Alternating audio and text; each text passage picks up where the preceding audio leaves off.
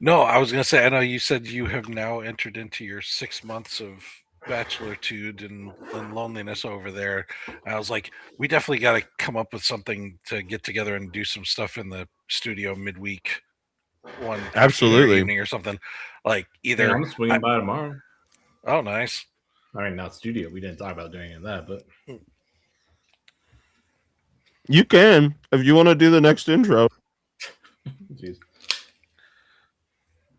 Oh, that would be fun. That would be fun Well, for sure. I was like, at some point, Nib is absolutely going to sit down and like, at one of these times when we actually have a night where we're sleeping and like posting watches and stuff like that. Shenrak is interesting. He's like an older guy that's clearly seen some shit. So Nib is like, I got to pick this guy's brain. He's got good stories to write down. So that could be a cool thing to do. Yeah. Ooh, And like record need a out, few of and those. even thinking like for the Patreon at some point, you just be like a story time with Nib and Shenrak. so I've been getting really into.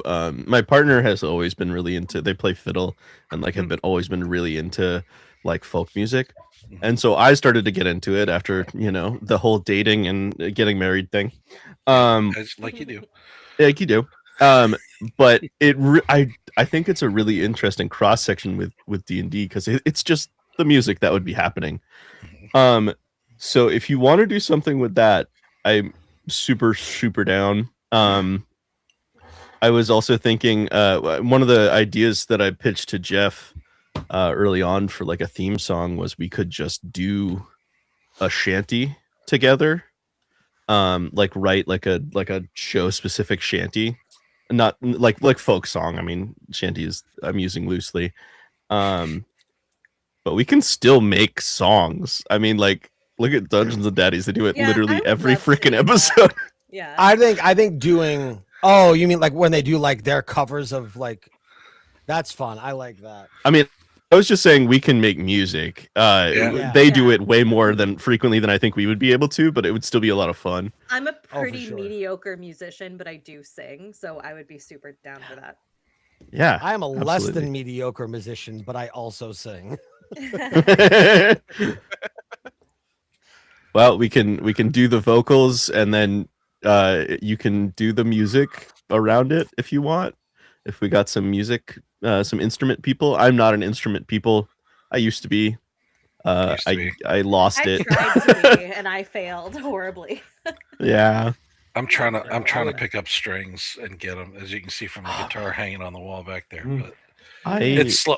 Honestly, the biggest problem I have now is because of the nerve damage I've got in my left side. Like my fine control on my fingers is not great. So I Dude, know I the saw this 5 awesome- chords that you need to know. I Yeah. saw this awesome 3D printed thing that fits over the neck of a guitar, and there's buttons on it, and each button pushes down corresponding. Yep. Like So it'd be like Guitar That might- Hero. yeah. Well, There what you it does is it fits over the string. So like if you Yeah. push down the G button, then what it pushes down holds down the strings for G, and then Totally. you can slide it up and down the neck, and it like fits in the palm of your hand. So then you're just hitting the buttons and playing the chords. Obviously, for like strings, like individual notes, you still have to like know those. Yeah. And then know like which strings you don't hit for which chords. But like it's definitely that would be it's- super it's- cool. Yeah. it's interesting for sure. I'm definitely but- trying to figure out if I can pick up a reasonably priced lute somewhere, like just a 4-string too, because that would be easier. It's the spacing and the fine getting in between them and stuff like that I'm having trouble with. But if I just Yeah. had the 4, just playing simple melodies and stuff on it would be. You cool. could So, also go lyre. I mean, Yeah. it's harp, but it's pretty similar. just auto harp with the bling bling bling. Hi, I'm Nip, and I play washboard. Get the mouth harp. What were those? Were those the bluegrass where it's like the flat top guitar? I just Neil? learned how to Like- play bones. Actually, hold on. I don't know what he's doing. I'm just refraining from making a really bad joke. Bones. Anyway. Okay. So, Nate, I have to ask: Uh-oh. Yeah. was the man with the hat and the cloak, was he inspired by the gunslinger? Because I got gunslinger vibes, No. especially with time Uh, travel. So Cad Bane. yeah, no, I'm definitely. So I've read the first 3 Dark Tower books. I not the biggest Stephen King fan. You don't like how he ends books, though? That's precisely why I don't like him. The man ends books so badly that if yeah, I'm gonna refrain from a political joke, but something about his ability to end jokes and other people's ability to run a country, they're about the same. No, Steve, yeah, everything up to like the last quarter of his books is great, but he doesn't, and unfortunately his son has the same issue. Yeah. Like Lock and Key is awesome until the end. And then it's just like it all falls apart. And I can't say I've I mean- read too much Stephen King overall. it's hard to stick the landing, you know, and it's not a unique thing to him. Like I mean, how many movies are great up until the end, or you know, even like pro wrestling, it's great, like, and then like they end it horribly. Or D&D just, campaigns too, unable like- to find an end, like they end up just going forever. Like what was the dragon? No, what was the Weiss and Hickman series that they did? It was like 7 books long, and I always said it was like the best 7-book trilogy they ever wrote. It was like the ideas and stuff were great, and the world building was all good. The characters were, but it was really 3 books worth of story that took 7 books to tell. Right. Well, I think part of it is too is it's the modern style is nobody wants to end a story because if it's a financial success, you want to be able to continue it. So they just feel compelled to keep it open ended, you know. Yeah. And you know, I thankfully, can't wait until season 29 of this show. That'll be great. well, it's funny because that's what I was gonna lead into next, right? Was that's the beauty of D&D is that we don't have to continue telling this story to keep the show going. Mm. You know what I mean? Like we can do like as it stands right now, the plan is 3 seasons for this connected story and specifically these characters. And season 4 will be a whole new thing. You know, and hopefully the same cast because you guys rule, but like it will be all new characters, all new styles, and a different story in the same world. And that can keep that show going. There isn't like, oh, to keep this show going, we have to keep this story going. So I guess we're just going to keep dragging it on. Yeah. Season Yeah. 28, they go back in time for the 13th time. We're doing that in season 1, baby. Dude, you They know, just- I thought about that and I'm like, man, I'm messing with the time travel stuff and I'm making myself notes. And I'm like, how heavy do I like, because I had planned this whole glitching thing. And then I'm like, how much do I want to mess with it? Like, do I want to move them through space and time and like maybe like put you back in the tavern from session 1 or like, you know, things like that. And I ended up deciding like I didn't want to, like I'm already like really like mind fucking you guys with what's going on. And I tell you, man, when you guys are sitting there, and I get it, it's D&D, it's the DM role, but when you guys are sitting there and like you're coming up with all these theories, I love it for one, but then like, you know, you're in the car and you're on your way and you drive by the fucking answer to go to something totally off kilter. And I'm like, oh, You know, I the gotta thing is, keep- you I know, gotta the thing keep my is, mouth Nate, shut. I think we all know that we're at some point gonna drive directly past the rest stop that is the answer. But that's part of the process. We'll narrow it. We'll winnow it down. Oh, absolutely. And that's the fun. But I am horrible with secrets. I'm horrible at giving gifts because the second I buy it, I want to tell the person what I got them. And I'm sitting here like, oh my God, like it's and obviously there's the anxiety of it too, is like I hope that I like, you know, you guys are having so much fun up to this point, and I hope I can just keep delivering with the story. You know what I mean? Mhm. So there's No, a I'm lot of having that, a but- miserable time. That's why I come back every 2 weeks. 1 to 2. That's why we're all going to be like rooming together in an Airbnb in a month, because I this know, is just right? horrible. It's true. Post show. All right. But yeah, so David, no, to answer your question, no, honestly, Gunslinger and Dark Tower didn't come to mind. Which now that you say it, I'm like, oh yeah, like they're in kind of a deserty area. Skeletons, you don't know, yeah. And then after as I was ending the episode, and somebody, I think it was Nib, typed in Discord, he's like, "Fucking Ghost Rider." I'm like, Yeah. God damn it. As long as he doesn't sound like Sam Elliott, we're okay. Right.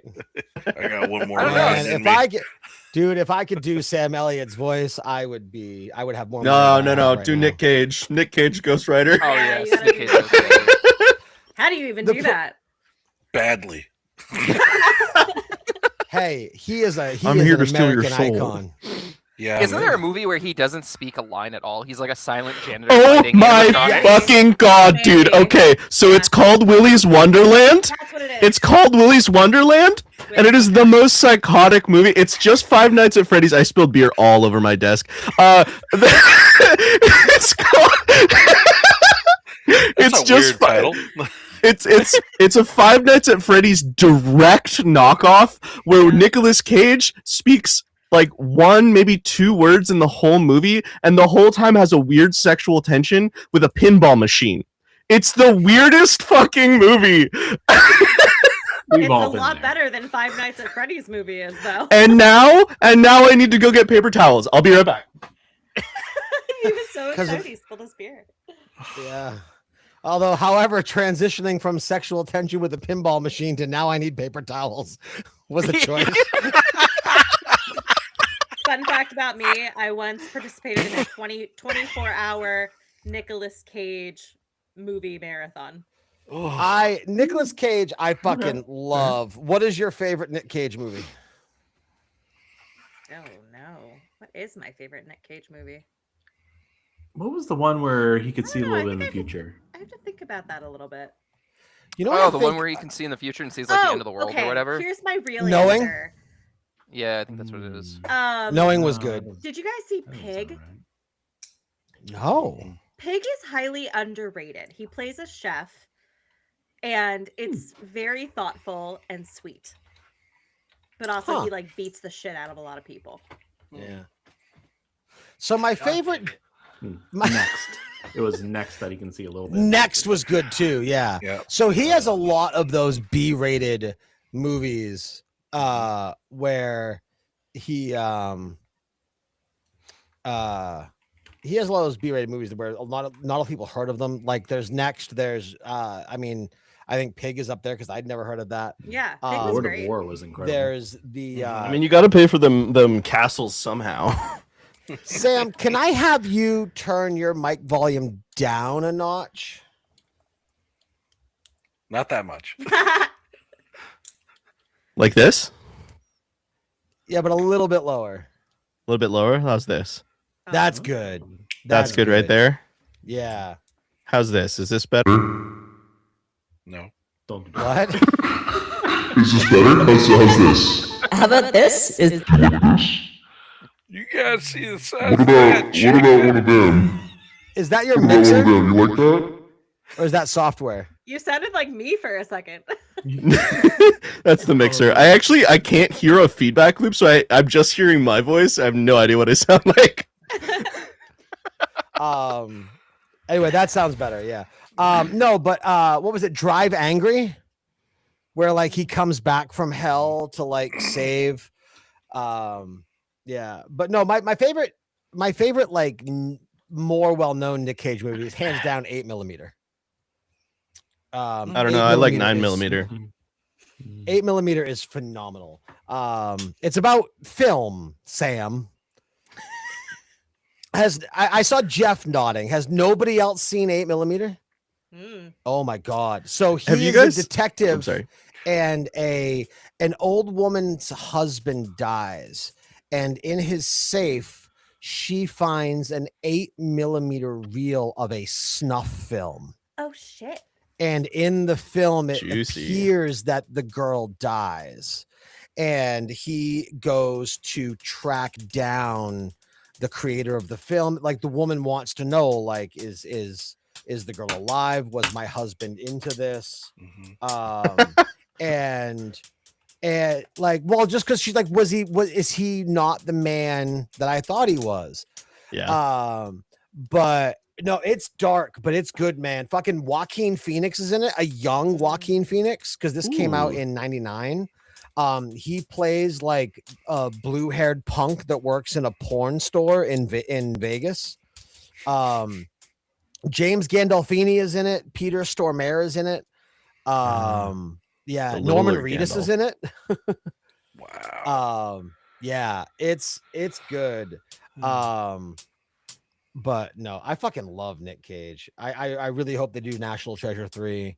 If you guys haven't seen The Unbearable Weight of Massive Talent, I absolutely recommend That you one, see I it. will say, that one was fire. Also, has everyone seen the episode of Community where Abed just goes off the freaking deep end about Nick Cage movies? I've never seen Community. Is that Oh, dude, watch Community. It's Have you so ever- worth it. Have you ever heard the joke that like the whitest conversation you can have is what's your favorite Adam Sandler movie? I feel like no, we've, but that checks out. I feel like we've Yeah. surpassed that with what's your favorite Nick Cage movie? That's right up there. Yeah. Yeah, I would say Well, so. Yeah. Thank God we're not So doing in- anything like that. Let's play some D&D.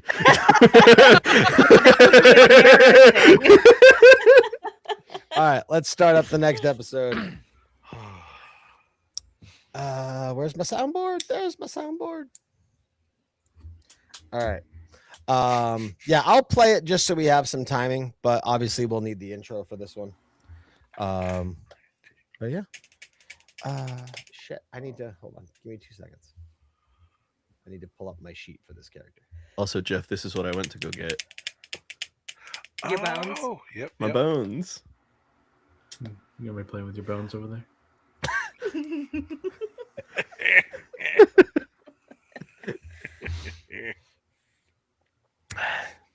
Anyway. Give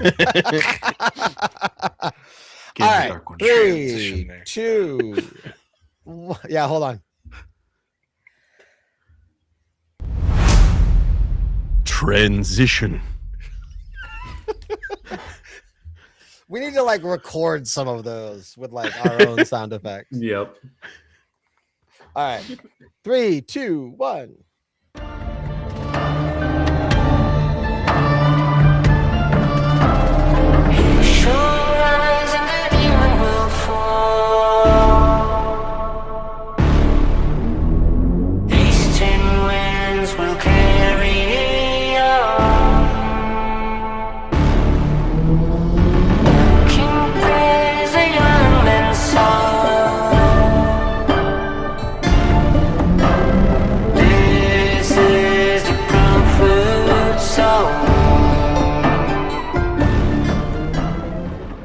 Hey, everybody, welcome to episode 9 of Rolling on D20s. I'm your host and DM, Nate. And again, I do this every week. This is an actual play D&D podcast.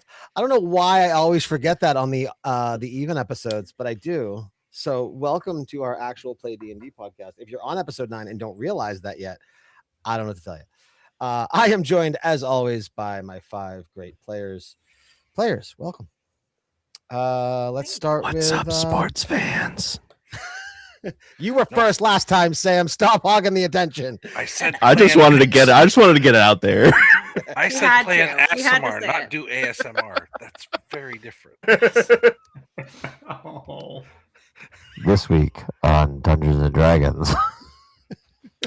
Sweet on Dungeons and Dragons. Another corner discovered. There's a Well, now corner that we've- for that. Now that we've lost half of our fan base and made the other half very excited, let's go on to player Yeah. introductions. David, we'll start with you. David, how you doing? I'm doing good. I wasn't ready. I'm just gonna say I was still laughing. I play Saval, the high elf warlock, and I guess we're all gonna have to find our own dark corners at some point. We all need our own like spot on that website where they can click in and find out more about us in each individual corner. Great idea. Why haven't It's we just- talked about Each one of the pages is just us imitating Quinn's initial pose. that? I support it. The OG dark corner and then all the subsequent dark corners. David, what would be in Saval's dark corner? Oh God. I don't even know. I'd have to think about that. I don't even know if I want to know, to be honest. But he's got some demons.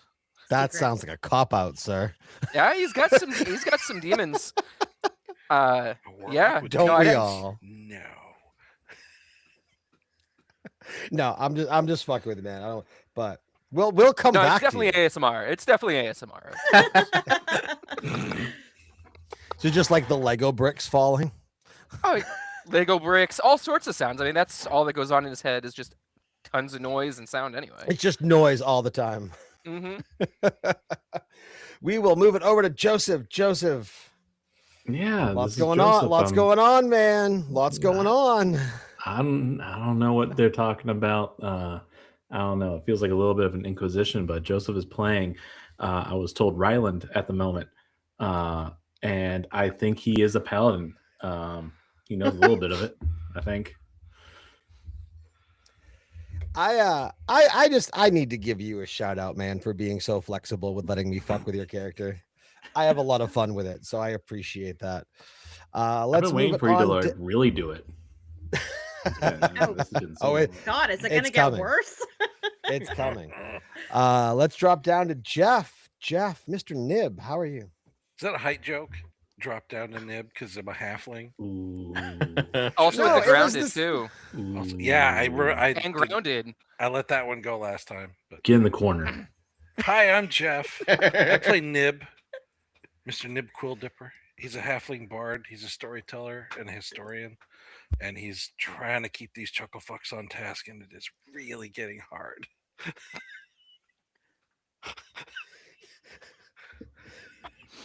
I'm here today with all these chuckle fucks.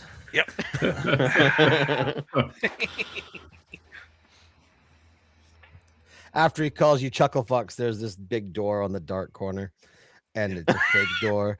And then below it is like the small mouse door, and Nib opens that smaller door and walks into his corner.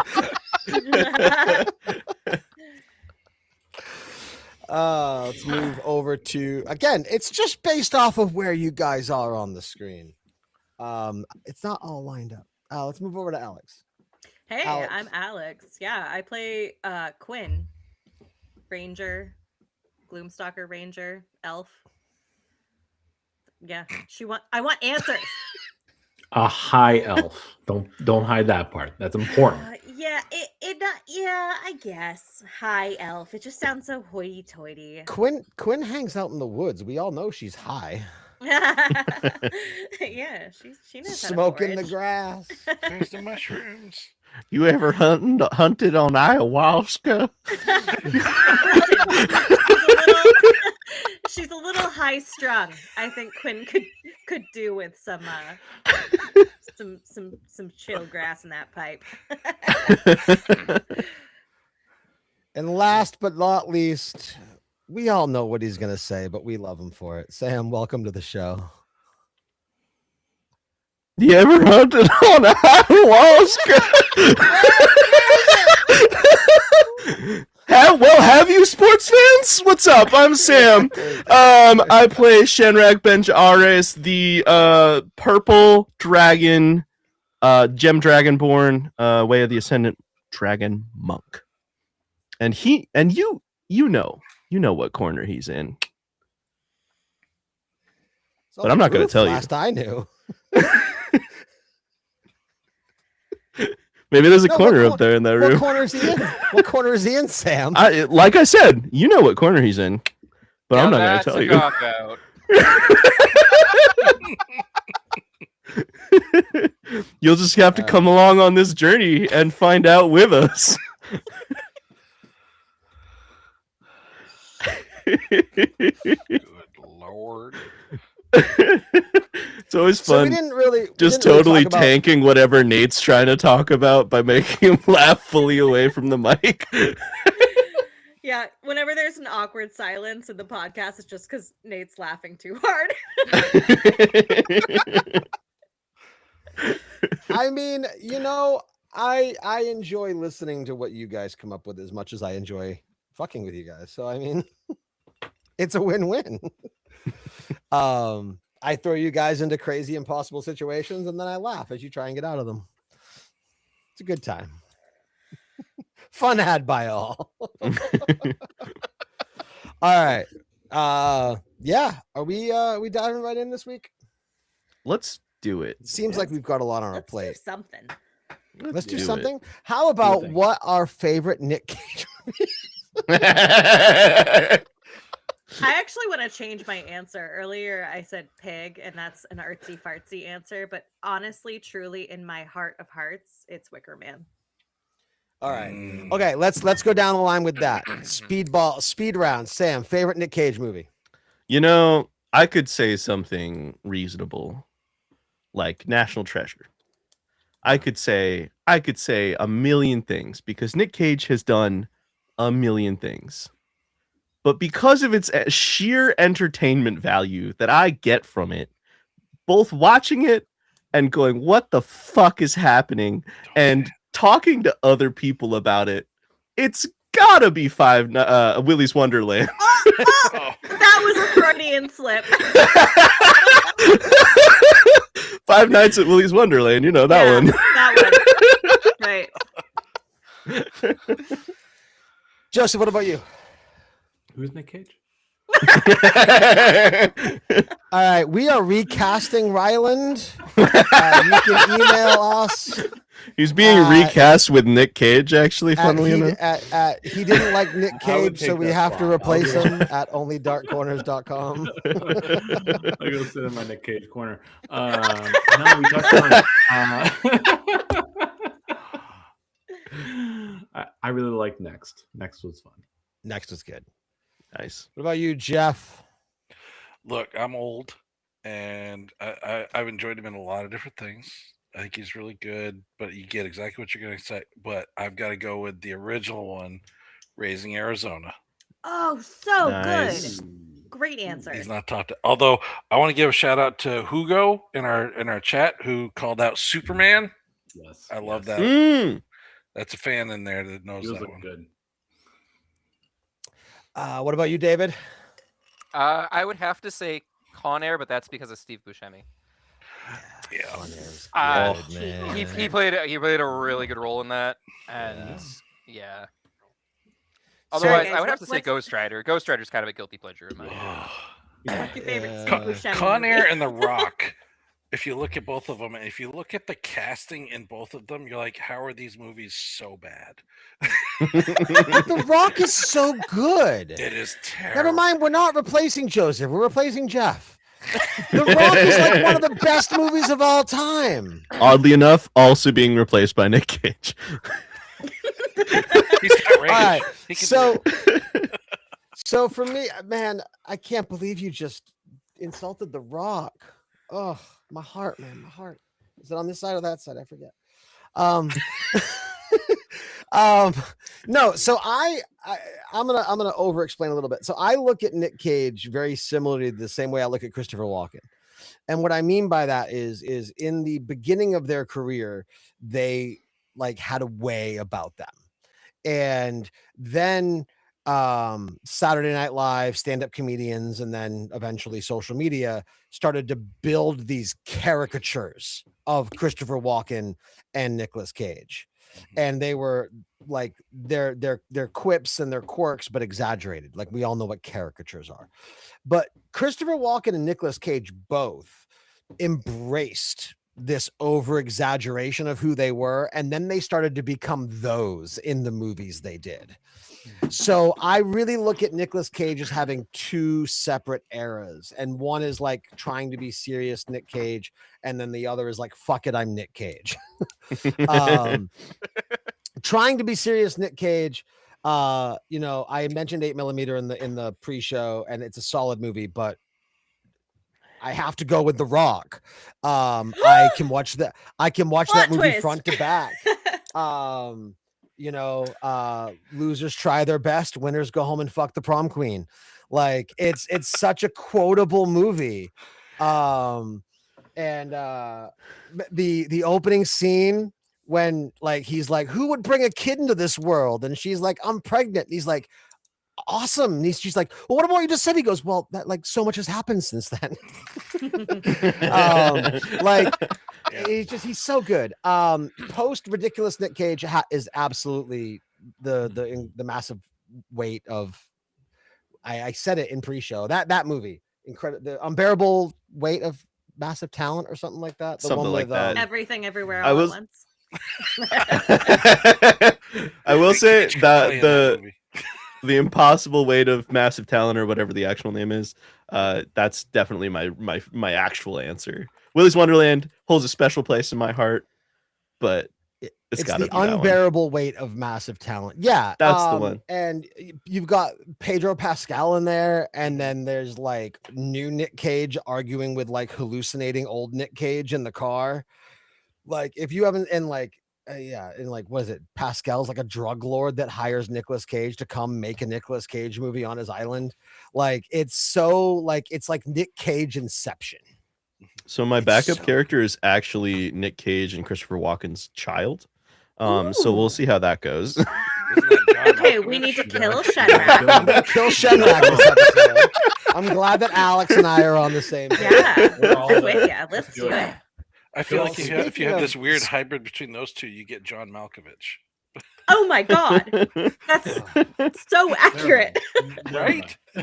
All right. Next week's episode is favorite John Malkovich movies. But for now, we have rambled a I'm lot. gonna cheat. Let's play some D&D. Let's do. I thought this was Sam, it's on you, man. I'm on it. Maybe. Transition. Ooh. Get it, girl. On last week's episode, some shit went down, some time got jumbled, and a skeletal man on a skeletal horse approached you guys from the direction that was Grayfen. And we ended the episode with him taking his hat off and revealing himself to you guys. And he looks down at you and just, what's so funny? 'Cause There's a Alex corner laughed for at that. him revealing himself.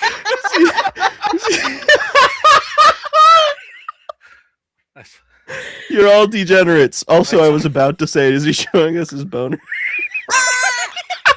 oh.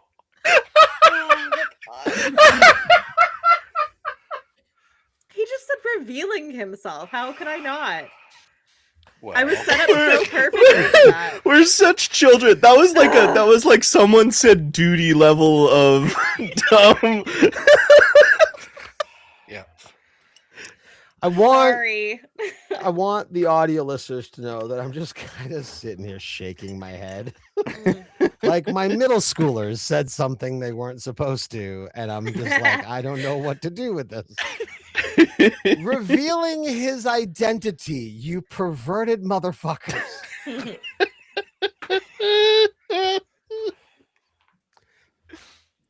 Anyway. Yeah. No, I appreciate that because it gave me some time to think of what he was going to say. You're welcome. Yeah. That's what Nate counts on us for is being middle schoolers so we can think of what's next. Yeah, it's all a magic show. It's like it's misdirection.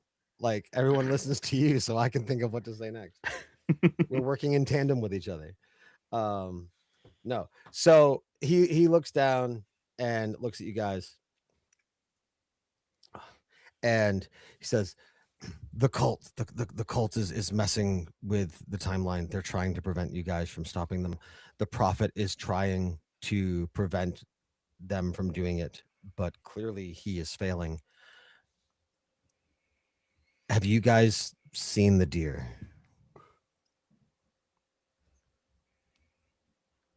Is that The a one with the code? weird antler. Yes. Okay, good. Did you see him while the cave was open or after the cave was destroyed? Well, first we saw him dead in a tavern and stuffed, and then we saw Yeah, him. we've communicated since you guys left Greyfen. Have you seen him since? Yes. I need to know if he is in this timeline or if he is in the timeline previous. I think he's in Or the I other guess- one. Post. All right. So he's trying to sew things back together. Okay. You guys need to get into that cave. And then after he says cave, the glitching happens again really quick. And you see Eldritch as he was before, sitting on his horse, and the cave is opened again. And he Does it kinda sound like looks- this? Oh my god. Sorry, I had to. No, you're good. You're good. You're good. Ugh. I need that because I can't do voices. I start off with a voice and then it just sounds like me after a couple sentences. No, okay, all right, we're back. He's tying them back together. He is going to be communicating with you guys relatively soon. He is the one that sent you on this quest. Is he the Mission? prophet? He's what? The prophet, you said? He is setting things in motion. I'm guessing you guys don't quite know what's going on yet, do you? Not quite. We're like You could say 98% kinda. there. By Oh which yeah, I why don't you mean, tell me what you got and I'll fill the rest in. let me get my red man. string out and I can show you. Hold on. Come back into the cave. There's a Yeah. board. There's a board. Tell us what you know. Wait, do we need to get into the cave before it disappears again? Like right now? Or are Well- you saying We were glitching, so we should be fine for the moment. But okay? fingers Sorry. crossed. Just real quick, Um, we're having this conversation with Bones. You No, he's full flesh now. You're back to We're back where to you walk. Saz. You're back on the timeline where you walked through the town. so we're having the same conversation with two different timelines. Correct. Is that I'm okay? Are Eldrick you is asking me this as the DM, or is Shenrak asking Eldritch this? Eldrick. We're talking to you. That was Bones a second ago, and now you are not. So that on purpose? How's that work? I exist between the timelines. I am more of a purveyor, I suppose you could say. I am simultaneously of this world and not of this world. And it is my job to make sure that the cult is impeded as they were in this time before. Cool. So you're an ally of ours then? I'm more of a 'Cause we're- neutral party. I mean, we're trying to do that too, right? So My question is, are you trying to make sure that the near catastrophe that happened, well, now I guess, since we're back then now, does it still have to happen that way? Or are we trying to correct it to make sure that didn't actually happen and therefore we change What- how the future happens? What do you know of the Sundering? It was bad. The common lore tells us that something went wrong with a ritual that the cult was trying to do, and it was only it was not successful, but there was a release of massive power that Cindercrawl became uninhabitable, and the Elven nation was shattered into little islands and stuff, and probably a bunch of other things that isn't talked about, or at least not commonly known. But fundamentally, that's what is known. But if you guys are outside of things and you're meddling and trying to make sure causality happens, my question to you is, are you here to ensure that that happens the way it did happen, or are you here to have a second chance at stopping that ritual from happening entirely? It already happened the way it did happen. Right. Is it happening in both places like you are? Is it like the Sundering is taking place in multiple times or across a span of 250 years? Do any of you know how the tieflings were thwarted in their attempt? Weapons? I'm sure weapons were involved. He's not a quick one, is he? I have a feel like 9 he's- intelligence. I feel like he's good with words. I am very wise, but not very smart. Are you Why don't saying you- the why don't you Sundering tell always us? has been? What you think we need to know? So, well, what was that? That sounded key. Are you saying the Sundering is something that's always been? Or something that has always happened and will always happen? It's something that needs to happen the way that it did. Are you aware of how time works, young Yeah, there- warlock? I have theories. I wouldn't say I know for sure. I've read texts in my old home, but that's all speculatory journalism from crazy wizards. There was a party of 5 individuals that stopped the tiefling cult, and they stopped it in such a way that they were too late, and that is why the catastrophe still happened, but the demon inherently was not summoned. This may sound counterproductive, but in order to stop it from happening completely, that needs to happen again. Can I ask if that adventuring party was us? Spoilers. That is not information that I can give you at this time. Let's assume- Okay. Fair enough. Um, who says that? Why? Two I think- mallards. So Rylan said why? Mhm. He reaches forward and puts a hand on Rylan's shoulder. And I apologize, live audience, but in post, Joseph, I will let you know what you hear and see. Okay. So listen to the audio podcast. I wonder why he's crying. The in order to keep it in order to keep continuity, what you heard will have you be frightened and a little unnerved, but you will be warned not to share it with anybody else. I go sit in a dark corner.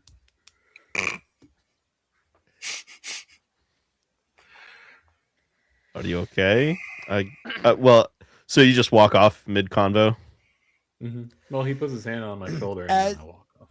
As you go to say okay, Eldritch communicates with you through telepathy, and he says, unfortunately, yeah, you Shenrak, sorry. Unfortunately, the information that I just shared with him, I can only share with him because he is the only person of your group that organically exists in this timeline.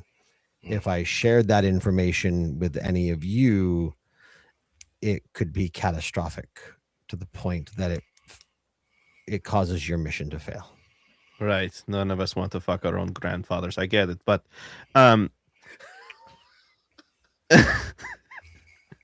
listen, I'm just concerned for my friend. You said something that clearly upset him. That's all. I did not say anything to him. I simply showed him. Okay. And now So he's making weird noises. To be clear, basically we need to let things happen as they happened in order for things to move forward. You 5 need to continue on your journey, which as I said, you need to get into that cave. I don't know how much longer the Prophet can hold the timeline, and without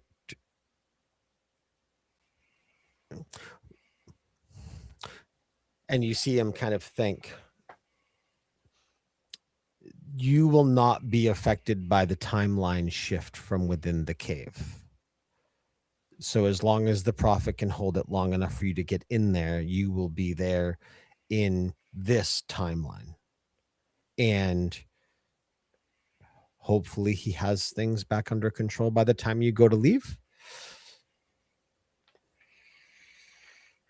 Can you tell us who the Prophet is? It's not my place to do so. But you will meet him soon. Are you going to come in the cave with us? I assume not. It unfortunately, not being of this world or even of the timelines, it's not something I'm capable of doing. There's only so many places I can follow. In fact, you saw me in my other form, which I'm really not fond of, but it's part of the job. But if you go back to Greyfen while in the previous timeline, you will see a much different place. And if, in fact, you need to go back there, just be careful of the book.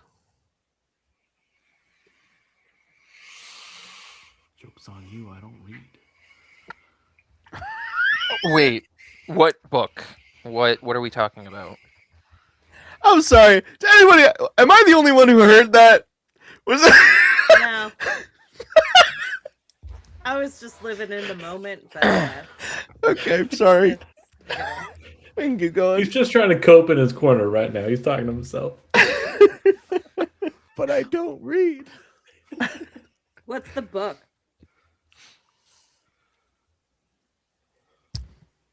Again, asking me questions I can't answer. It's So- we're gonna need a little bit more to go on here. All you're telling us is we go in the cave and then what? What do we do?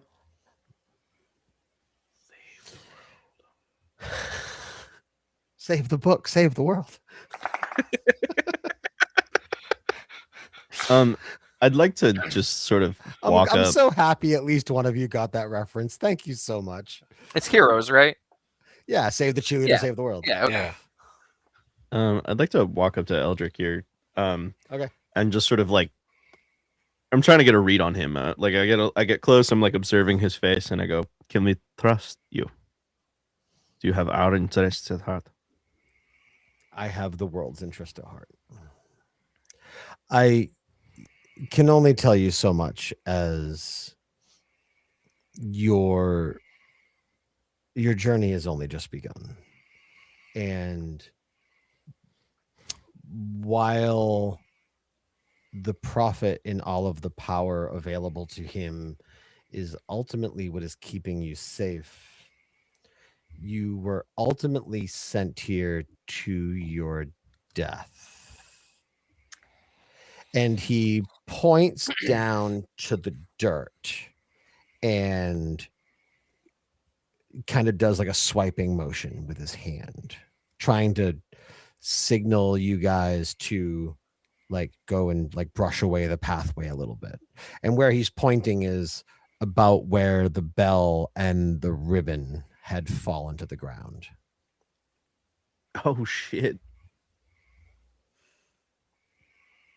Yeah, I mean, I look for a grave marker. You see no grave marker. You fucking buried us just in the dirt. Like, come on. We don't even get a rock. We probably get a cave. Did we turn it to ash? Maybe. Almost like a sand material. He was Quinn at this point. Maybe a sand material. Nice. you mean like the sand? callback. No, like little he was crystals. he was signaling or gesturing for you to kind of like brush stuff away. Mm. That's why he was making the brushing. Brush it off. I'm just gonna take a few steps back and Fusro Dab the ground away. Ooh, I like that. That's creative. All right. As you blow the ground away, you see kind of out of the dirt a little bit what looks like bones.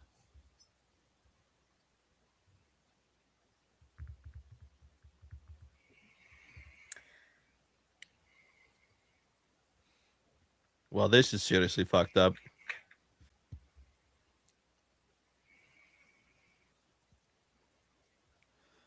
So what? How much can I tell you? How much can I tell you? Is Aldrich still on his horse? No, he got off his horse. He's standing on the ground. Quinn's gonna actually walk right up to him and punch him in the face. You're gonna punch Eldrick? Yep. Okay. Your hand goes through him. And then she's gonna turn around and walk towards the mouth of the cave. Okay.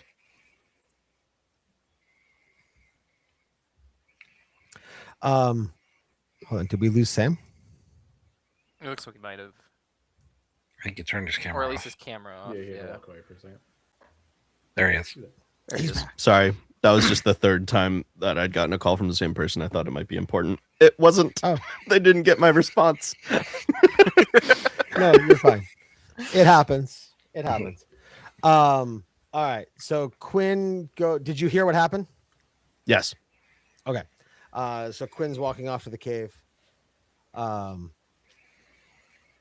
he's like, I'm not of your timelines. I understand your ranger's frustration. But Sorry. use the mute button on the browser. When you're choking, it's That's fair. That's fair. I'll give you that. It's okay. I'm not of your timelines. Your friend who seems to still be recovering over there, he also exists between multiple timelines, which is why I was able to place my hand on his, and again why I could not share the same information with you as I did him. But otherwise, I can am. punch you. I would ask that you don't. Where is Ryland at this point? Is he near the cave? He's in a dark corner. I'm only. It's okay. I'm only here. I'm only here to try to help. I think like I understand your conundrum a little bit. I know, and anytime anybody tells stories about where these kinds of things happen, you got the two mallard thing that you got to watch for, and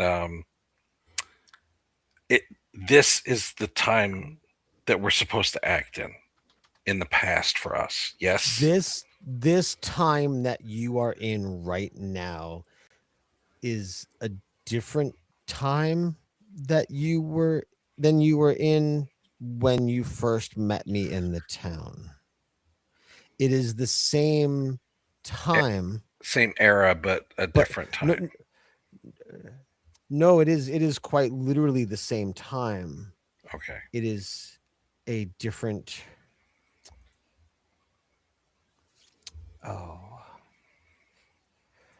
Oh, prophet, forgive me. It is a different plane. The plane in which you were originally put here on was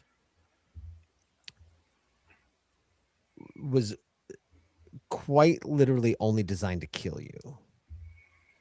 And That's why. you guys felt a little bit of wind, right? Yeah. Yeah. So that's what the time glitching back and forth was. It was the prophet trying to pull you out of that. We don't know who, but there is somebody in your previous timeline that is trying to recreate what happened, but in a more successful manner. Right. And somehow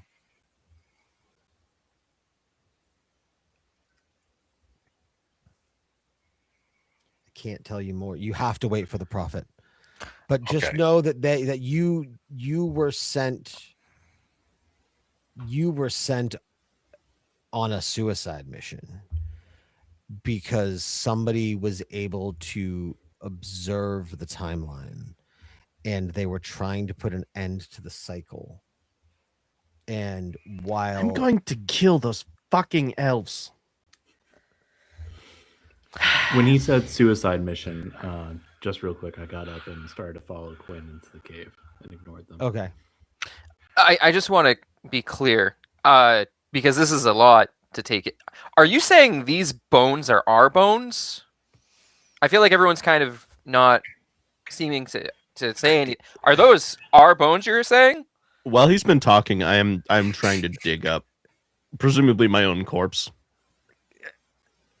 Okay. So Can you give us a little bit more information here? Like a couple of different things happening here. So so Saval asked the question.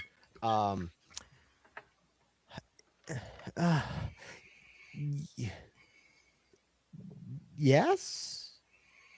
I need a little bit and more proof that these are before us. he can get more of an answer, he notices Shenrak going to physically touch and dig up, and he goes, "No,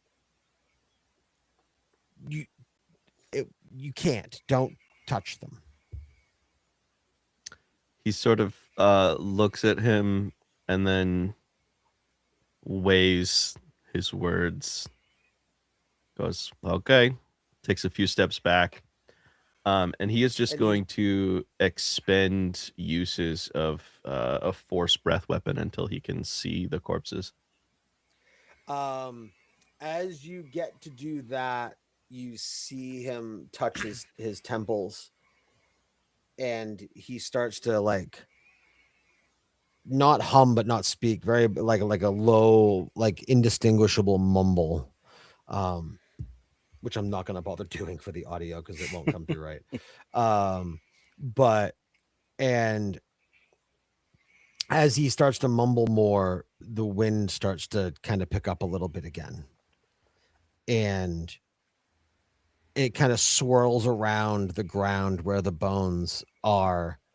And then it continues to swirl around the ground where the bones were. Did you just move my fucking body? I didn't move your body. I communed with the prophet and ceased that timeline to exist. That timeline is not part of our timeline. It was created to trap you. It's an oxbow. When a river, when part of a river diverts and goes off, and then it gets stoppered, and then it kind of seals itself up because of the thing, it creates a little thing off to the side of it, and it's not actually part of it, but the water was all part of the same stream, so it's all still the same, even though that part is separated out. what he said. I get it.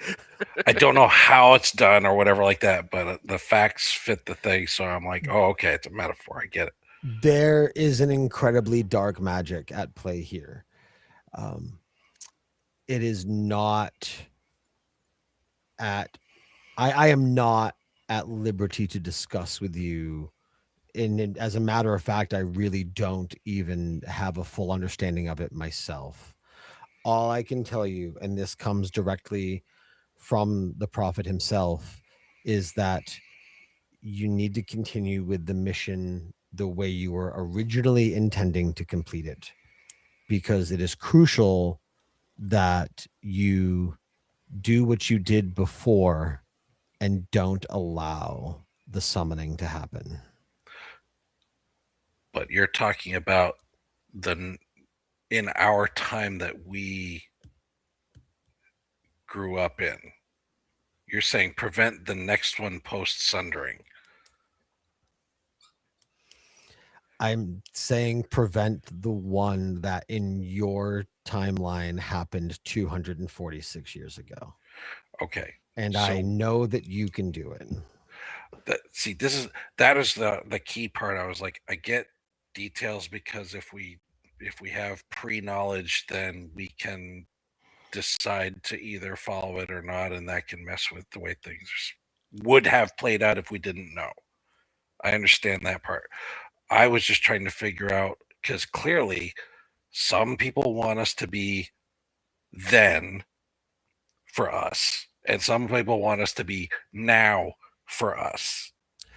And I was trying to figure out which one we're meant to be in to actually do what needs to be done.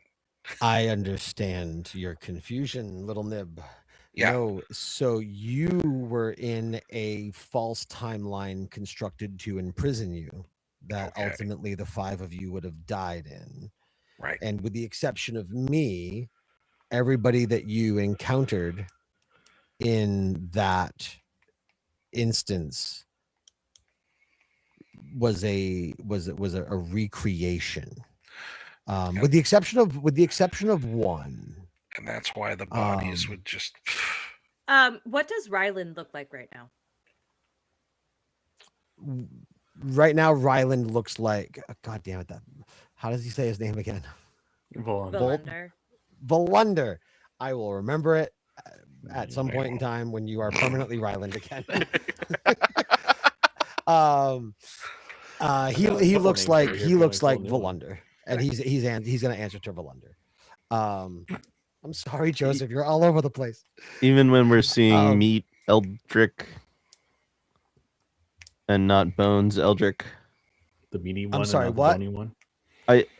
Has he been like flicking in and out of between Bones and Meat Eldrick, or has he been Meat Eldrick No. this entire time? He's been he has been Meat Eldrick this entire time. No, there was one flickering. Yeah. So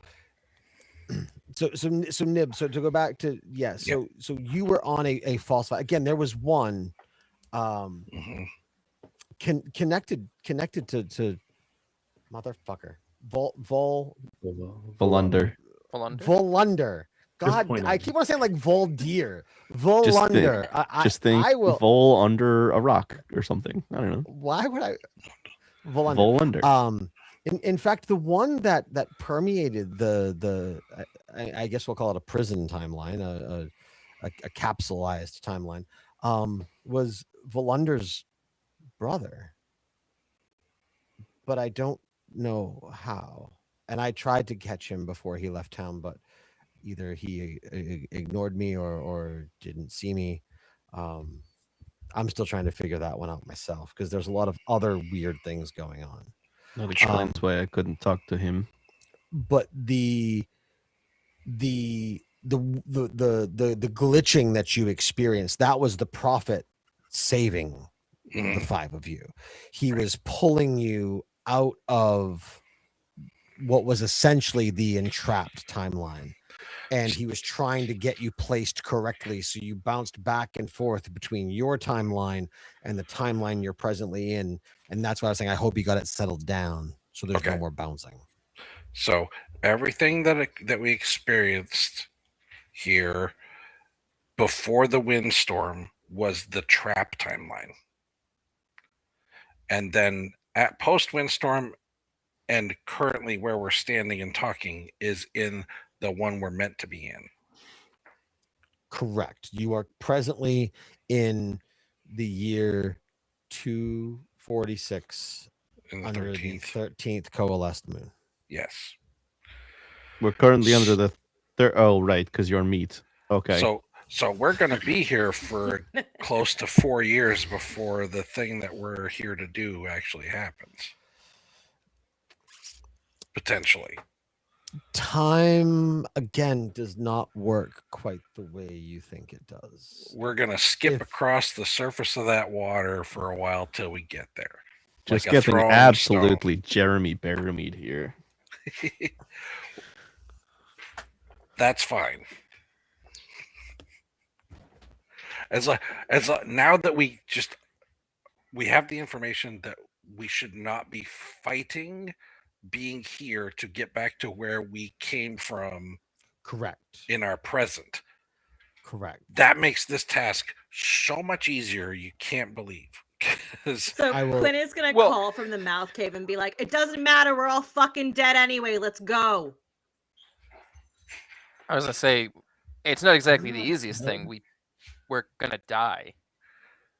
Well, Right. all but you one. actually live. we If were you sent here die- to die by the Listen, bad you- guys. You just fucking capsule corped our bodies. What do you mean? No, that That was what would have happened if we hadn't been windstormed out of there. I'm wise, at not least- smart. At least the Yeah. little one gets it. I write stories, so I know how a good author thinks. So yes, that would have happened if the prophet hadn't windstormed our bell and ribbon away from that timeline. Now we are where we were supposed to have been sent anyway. We got diverted.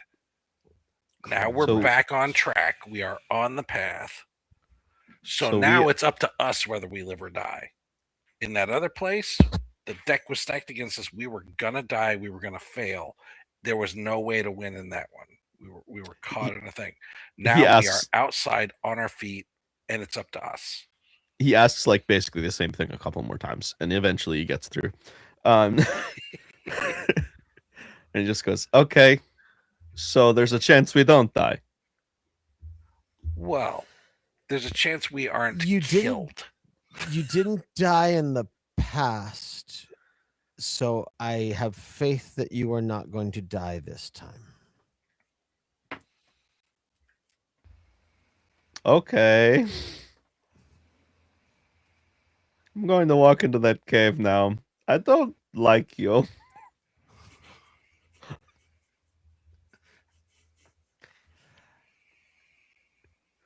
And then he walks into the cave. I was waiting to see. Actually, he- that's not true. He bends down and he touches the ground where he like let's say when he was shooting Fusardaz at the ground, he could like just start to see his horn or something. And he puts his hand down where his body used to be, and he sort of closes his eyes for a second, and he'll say, "Pirite privyet mele not mena," and then he'll stand up, and then he'll walk off into the cave.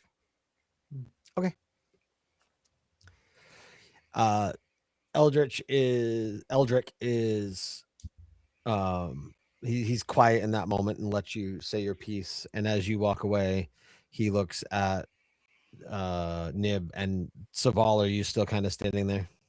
Yeah, I'm still standing there. Okay. I think Saval's trying to take everything in. Okay. He says, I've seen how this ends, at least up to the point that you guys call home. And as long as you employ each other's strengths, you will be fine. And I will see you again in 250 years. Any puts his hat on, and does the thing with the horse reins, and suddenly it's sunset, and he rides off into it.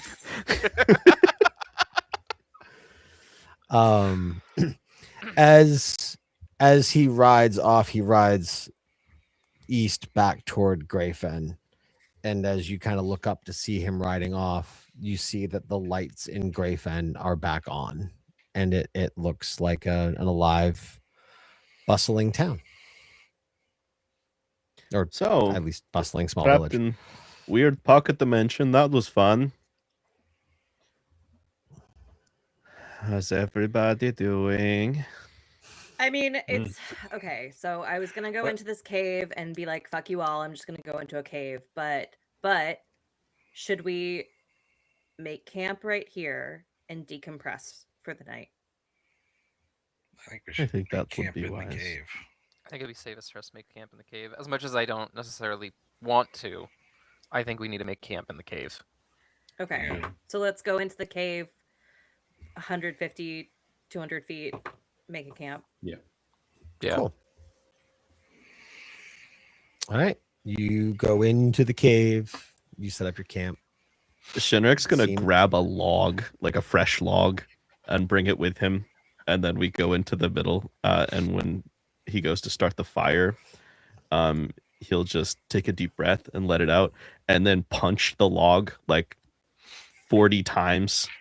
And every time you see his hands hit the log, you see sparks, and eventually he stops and breathing heavy, and he'll just put the log in the middle of the fireplace, and there's a fire. Very cool. You okay? All right, you bud? guys. I'm doing fine. I rub my hands together and kind of get a little scrunched up. And then I wiggle my fingers, and the fire that he just created starts to become some shapes of just some dancing merry folk as I use elementalism in front of him, trying to cheer him up a little bit. I'm struggling to see who sent us into the trap. I mean, obviously it's the cult, but if it is the Elven Council, are they in concert with the cult, or is it simply just they were doing this externally? Is I this mean- why they couldn't give us information?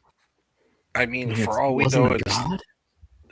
it might have been the demon lord that they failed to summon last time, and they're about to try again for. I mean, who knows what kind of sources of information they have? And they perhaps got it was just they got the spell off at that place where everybody turned into sandcastles. yeah.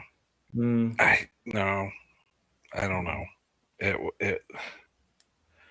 So it sounds like the basic takeaway from all that is we just got put through the ringer, but we came out the other side, and now we're back on our feet.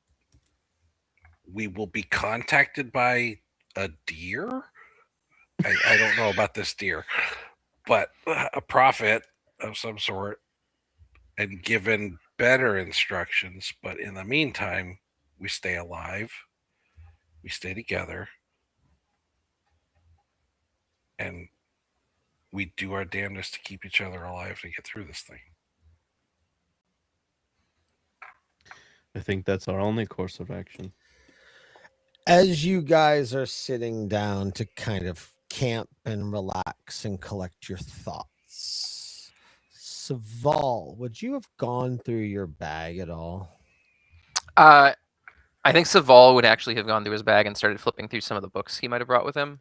Just The to see if there's canteen! anything- No, I would not touch that canteen with a 5-foot pole. As you flip through the bag looking through things for things, you notice that the canteen's not there anymore. Ignore it. Move on. I No. It's kind of our MO. We are supposed to mess with water for about 30 minutes. Nib, can I have my ribbon back? Of course. I'm sorry. I had no intention of keeping it. We just kind of had interrupted. I know there was a lot going on. Yeah. As you go to hand back the ribbon, and so like I'm just like untying it from the bell or whatever, you notice that the bell and the ribbon look as though they looked when you lost them. Which would make sense. I carefully unravel it to make sure not to tear it or like give it anything like that. And I will run it between my fingers and whisper to it and cast prestidigitation so it comes out clean and crisp like it was new, and then pass it across to her. And I'll just grab it and kind of hold on to it and just like prayer hands it, kind of. Quinn, what is the significance of that ribbon to you? So the ribbon belonged to someone that, in my opinion, was wrongfully killed. Okay. We can also do this in character if you want, because Shen was about to ask that question. Yeah, that would be great. Oh, okay, go ahead. I see you cared deeply for this ribbon. You were quite distraught when you lost it. What significance does it hold? If you don't mind my asking. So there's a reason why I come off as maybe too distrusting. I grew up in a caravan. We traveled, and my parents sold holy artifacts that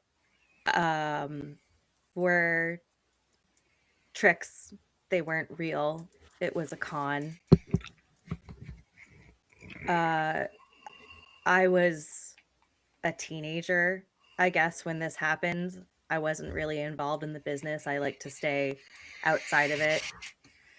And this family comes up, farmers, clearly on hard times, and my mother sold them a tonic that was holy water from some god. I don't know who. It wasn't real. It was just stream water, right? But it was blessed by this god, she told them, and it would heal any wound. And this family had this little girl, 3 or 4, curly blonde hair, right? Adorable. And years later, when I left home, I was traveling and I saw a horse running free down a path in the woods. I caught the horse, figured it had gotten loose from a farm, found the nearest farm. And this little girl, who was now older, but same curly mop of hair, I guess her father had been trying to teach her to ride this horse. The horse threw her. She hit her head.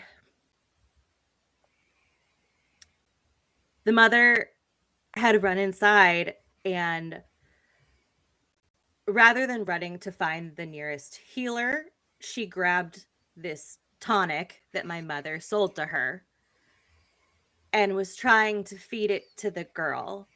And by the time I got closer, the girl was gone. The parents were devastated and confused, right? Because the tonic, it didn't work because it wasn't fucking real.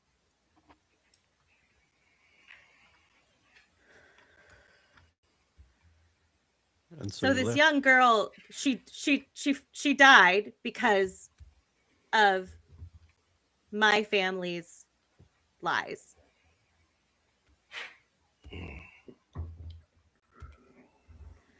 And this was her ribbon, and I keep it with me to remember that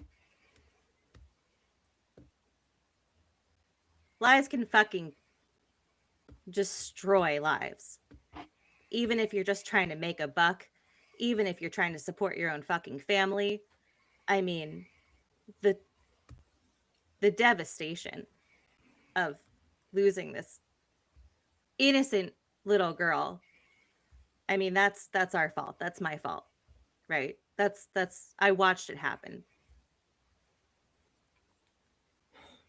This is a tough burden. So yeah. So Thank you, Quinn. It's not easy to share things like that.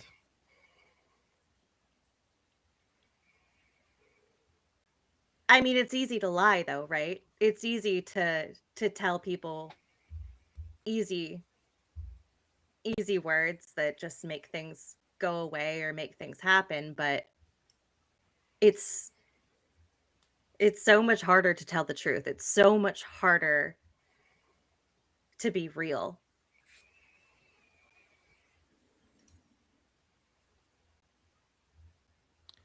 I think you have some of my master's wisdom. He had a similar position on lies too.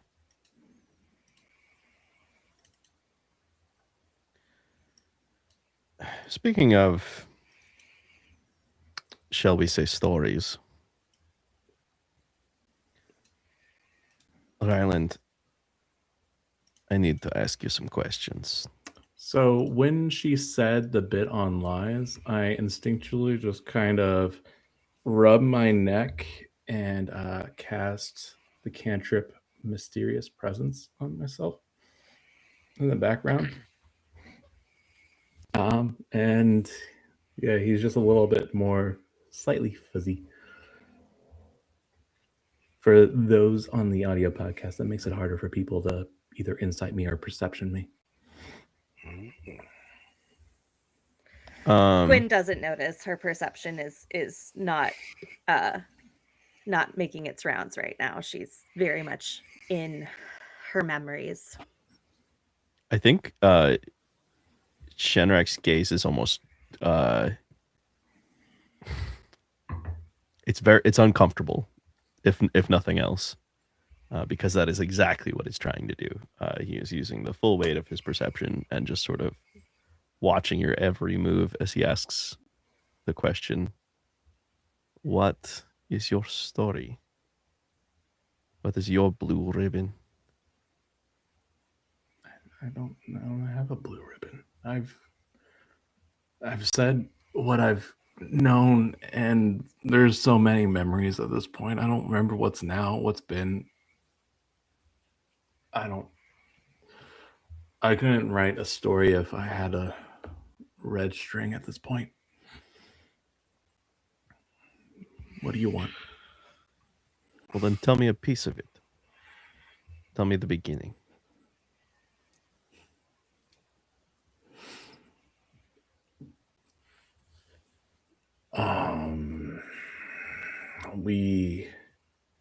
It was just my brother and I, and we came to Cindercrawl, and he protected all of us.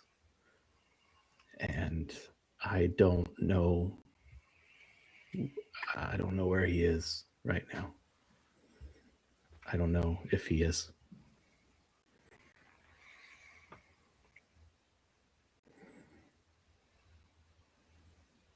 Did you see him die?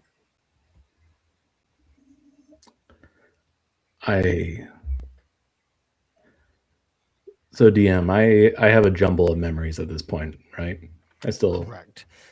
As you are trying, borderline struggling to recall memories, and memories of you and Rygor on Cindercrawl, memories of any adventures that you may or may not have gone on together, because everything is a mess right now. Mhm. There is one distinct memory / vision that pops into your head that is a tall, cloaked figure with his arms outstretched, and he is chanting, and you are on the ground and you are struggling to reach for your weapon. And in this vision, you tried incredibly hard to stop this figure from doing whatever it was they're doing. And the chanting gets louder and louder. And as it gets louder, you can hear it more clearly. And you do not understand the words that are being said, but using this vision with the knowledge that you have, you can tell that, to the best of your understanding, it is the same, if not incredibly similar to language that you guys heard at the recessed circular area. And as the chanting gets louder and his hands start to glow further and further, and there's a ritual circle in front of him that starts to glow, you see almost the ground opening up. And outside of where that ground opens up, you start to see the fingertips of a red-fleshed demon stick its hand out from under the ground. And as the hand starts to break the surface of the ground, you hear a very familiar war cry come from behind you. And before you realize it, Rygor is jumping over you and charging at this hooded, cloaked being. And he takes his sword and impales it through the creature. And as he does, he throws his head back, and the creature, not Rygor, throws his head back and screams. And as his mouth opens to scream, red light flows out of his mouth into the enclosure that you are in. And as it does, the circle on the ground ceases to exist. It cuts off.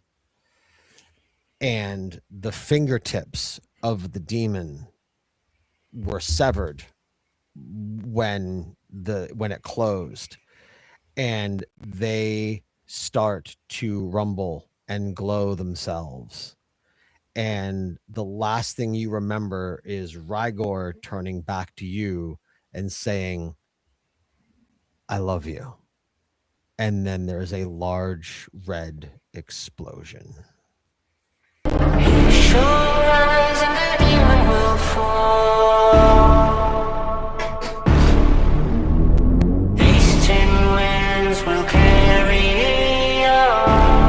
Thanks for listening to this episode of Rollin' on D20s.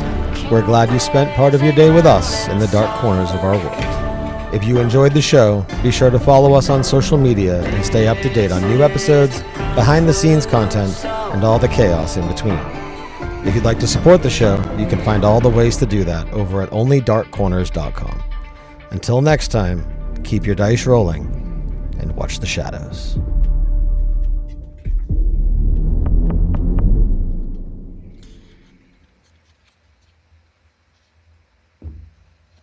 Hell yeah, dude! Hell yeah!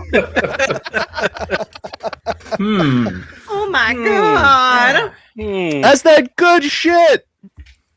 That's about Also- multiversal shit right there. I super didn't want to interrupt the outro monologue, but I had this whole thing that I wanted to do while you were having those like visions. So we should do a scene about that. We should. 'Cause No, I had other there's- things I was going to do afterwards too. Yeah. All right, Well, that you kinda can long. do them on the next episode. Yeah. Yeah. But I think what I had in my head was I think it's as he's having visions, like it would almost if this was a TV show, it would almost like cut back and forth between Mhm. Shanrak speaking, and he's going to be doing several things and having lots of things to say that turn out to be wrong, and then meanwhile you're like having a fucking time on the ground there.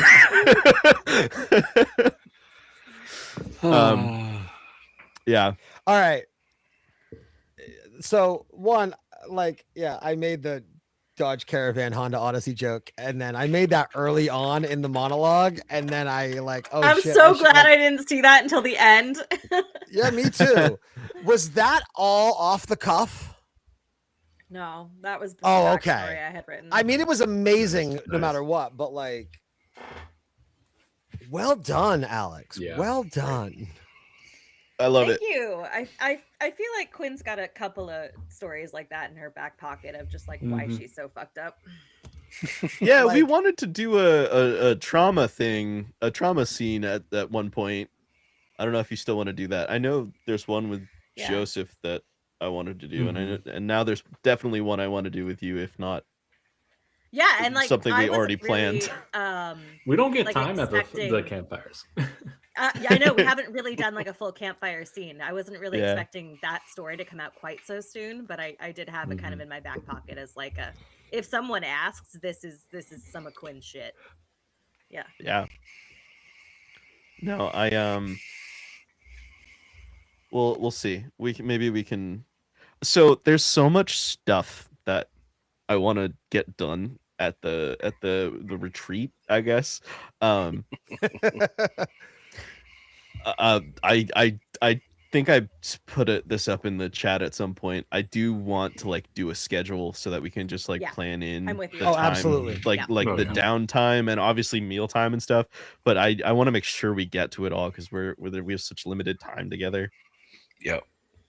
Well, and I had mentioned to my wife that I was like, it's just up in Wilton. It's like 40 minutes away, and she's like, well, if you guys figure out when you're gonna be like on a break or something like that, she'd bring the dog up and come up so she can meet all of you guys that I'm Yeah. spending all this time doing stuff with. And I was like, absolutely. Oh yeah, So- absolutely. Sam, you're bringing your dog, right? Yeah, she's gonna probably be if there's other dogs, she's gonna be sequestered somewhere. She doesn't do great with other dogs. Yeah. Oh, okay. But genuinely feel free to bring her own. I just have to bring her because she has a UTI and I can't like I have to give her Yeah, meds. I can't like Yeah. so no, like she clear will to she get will better she about that. sleeps she sleeps all day. She'll be fine like alone in a room. Mhm. It's just but unless there's no other dog, she'll be away. That's fair. Yeah, she came with this nasty habit of biting people and dogs, and now she just doesn't like dogs. Gotcha. Bummer. She doesn't actually bite dogs anymore unless they're like attacking her. Yeah. But she doesn't like it. Yeah, it took a lot of training. It's a whole That's how thing. my dogs play is biting because they never outgrew their puppy phase, so they would not get along. Yeah, no, genuinely feel I don't want you to feel like me bringing my dog precludes your dogs. Please feel free to bring your dogs. She will be absolutely fine sleeping away in a room somewhere. But All right. yeah, Sorry, I'm just doing a couple of background This things. plot keeps going in directions that I could not predict. How, Yeah, how so are we you were guys? in a- How are you guys liking it? You guys having fun? we were in a pocket dimension that was a so trap, Rippy. and then All we're right. also in two timelines. Also, All right. this so- is a different thing. In Lobster Roll, I fucking I had this thing that I said because there's these rifts that exist, like dimensional rifts, and then the cast started coming up with all these theories about how it was like multiple timeline shit happening, and I was like, that's not what's happening. But boy, howdy, It's just gonna wind up the same show. Well, it's funny because our intros, like I talked to you about that at the Lobster Roll show. I'm like, they were so similar. Yeah, no, every member of that live show got a letter. Oh. Yeah, it was I was listening to it. I'm like, man, he's gonna think I like hacked his computer and stole his notes or some shit. Funny. All right, Great so minds. I wanna have a little fun. I'm not gonna spoil anything, and obviously we're still live too. And hello Twitch chat. Thank you guys for hanging out. Hi, everybody. If you guys have any questions or comments, it is pre and post show that we look at the chat and engage with you guys. So one of the perks of watching live. So feel free to say anything if you wish. This is 9 episodes in now, so we're coming up on our 10th episode in 2 weeks. Still listening. And I would love to hear, especially with what's happened the last couple of episodes. I would love to hear some theories. If you guys have any and want to share. I'm not gonna confirm or deny them, but I would love to know what you guys are thinking. I mean, I told you my theory last time and this time around. Oh, And like I remember, during in character you did, yeah. yeah. And you had said in the post show last time, I think it was, or the time before, that it was a 50-50 shot. One of us was correct. Mm-hmm. And I'm not going to say anything, but it sounds like my theory might be pretty close to what you were going with. I don't remember specifically what your theory was. It goes along in the lines of destiny and how this is something that always has to happen, and that was always destined to happen to us. Okay. So, Anybody else? Any ideas? I think it's all a dream. Come on, I'm not that bad of a writer. As soon as we start the next session, We've we'll all say, been "I just dead believe since the this beginning delusion." of it. I think it's a play within a play. You all wake up in the tavern being drugged from the water. I knew it. Ye old And we lose secret all our Harry Potter listeners. ending. And the waitress is played by Suzanne Plachette. Oh my god. No? Oh, never mind. I think I'm too old. I think there's a couple of options. I think this prophet character is someone that I would guess exists between all of these places, and is trying to like work it out, and that but also somehow either we or they will obfuscate the existing sundering ritual. And so we wind up with sort of like this half-assed version, where the demon doesn't come out, but all the other stuff happens. Right. I actually think- Alternatively, it was the Elven Council all along. I think that Ryland is the prophet and doesn't know it. Oh, that's fun. I like that. Okay, so I will tell you that is not the case, but I love that and I wish it was. The only reason I'm telling you that is not the case is because, so Sam, it is not the next recording, but the following, the last one in May, right? That you will have to miss. Yes, I believe Okay. so. So, there is a side special NPC character, that is the prophet. And the prophet is going to be played by my friend Andrew. Oh, cool. And so he will come in, and effectively the idea of that character is going to be, because I absolutely 100% agree with you guys with the adding a 6th permanent member when we talked about that. But what he will do is he will provide a 5th voice on the episodes that Sam can't make it. And so we are tying in the lore of the prophet's character to be tied in with why Shenrak has been pulled away. So he may join us only because next week will be the lead into Sam being gone for a week or for 2 episodes essentially now with the way that we record. So he may jump in toward the end of the 2nd episode next week. And he's been listening to the show, so he's all caught up. Cool. And yeah, so that's all I'm telling you about that character. But hi Arrow. Arrow is my 4-year-old. Ha! Oh, cool name. There was something. This is off track now, but it was relevant to earlier conversation. That's fine. I just wanted to, I realized that you and I had talked about it, but I hadn't told anybody else that there was an NPC coming in. So I was Yeah. like, okay, yeah, this is the time to tell everybody. Neat. D&D, I believe we were doing a Western mystery romance were the top 3, and they were all tied.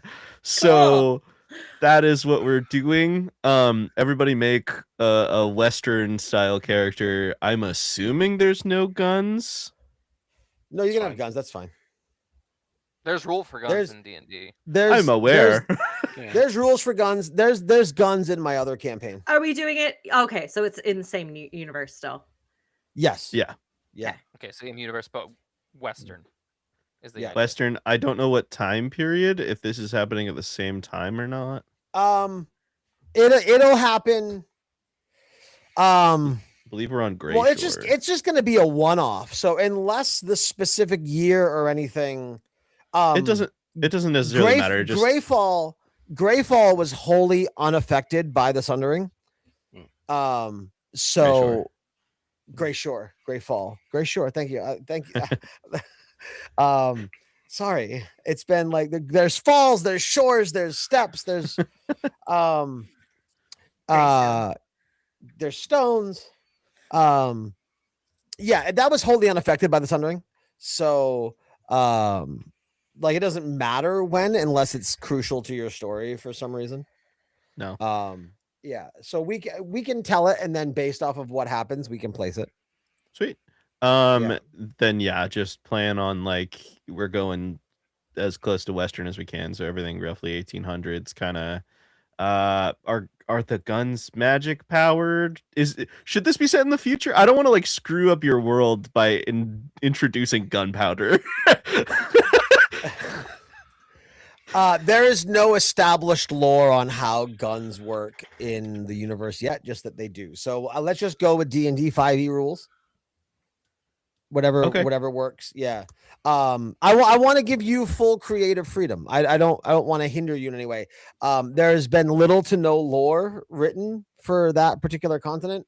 And where I had you place it, like that would be like a plains, like if you think like traditional like American Wild West, like plains, desert, like, you know, poor to rather impoverished like farm and mill towns. You know, so by all means have fun with it. Make it as Western as you want. Like if we want to go full cowboy yeehaw Western, that's fine. That's exactly where we're Oh, headed. I want to Like- go cowboy yeehaw. Yeah, Yeah. if we go full Western but we do Western with like fantasy creatures and you know, like gun, like maybe you're like I mean an artificer, like if you want, you know what I mean, like, you know, we like that pulls back from the Western a little bit. Or artificer. Why are you laughing so hard? All I can think of is that really awful Will Smith Wild Wild. I was West thinking the movie. same If thing. you- Oh, dude. God. Oh, Yeah. dude, I just found out the lore about that. I Oh, just yeah. found out the lore. There The was Kevin Smith what's background stuff with it. yeah, Yes. yeah. He was like, I'm gonna make this movie, and then it was all fine, and then at the end of the script, he insisted on a giant spider, Yeah. and because he insisted on that, everyone was like, I'm out. And then like he did this like 2 or 3 more times with like big budgets. I mean, they were talking like 200 million plus, and he kept getting refused because he insisted on this giant spider. And then like 8 years later, he got his fucking giant spider because he made Wild Wild West. Mhm. all. was- he And wanted ironically, was it a was the giant best part of the spider. movie. He was right all along. I gotta tell you, All right, I'm rewatching Wild Wild West. Wasn't that a TV show? I think it was just the movie. I thought it was based on like an old like. oh yeah, yeah, TV. there was it was a TV serial with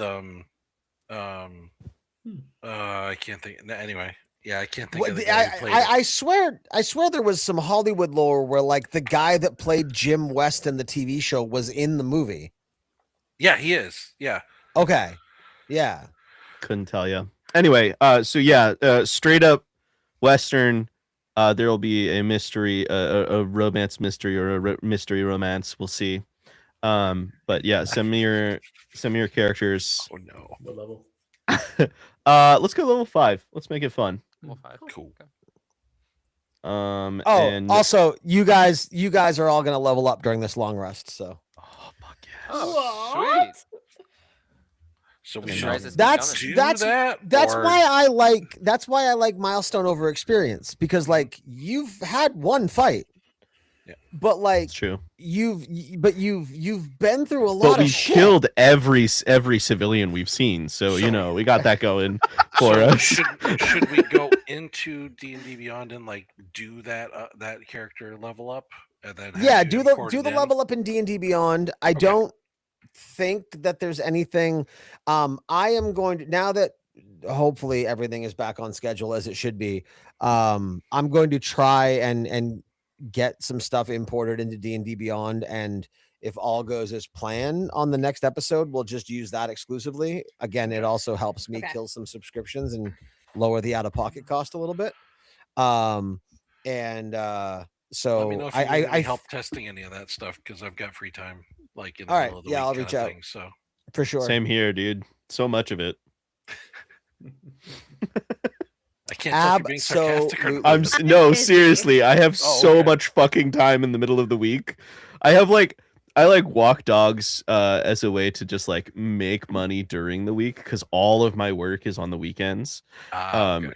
And so like I'm most weekends I'm working, but then like all I do during the week is like edit some photos and then do like 1 or 2 30-minute walks with a dog. And that's it. That's my whole day. The rest of the day is just fucking whatever. It's boring. Did I hear you and Joseph say that you guys were doing something tomorrow? Yeah, he's coming by for some materials. Nice. Yeah, Make just sure you dropped down guys to take some Connecticut like to see behind it. the scenes photos for the social media. That's right. That's right. We'll take some kissing photos for Only Corners. I mean, I was Need going to to talk have 'em. about that off camera, but yeah.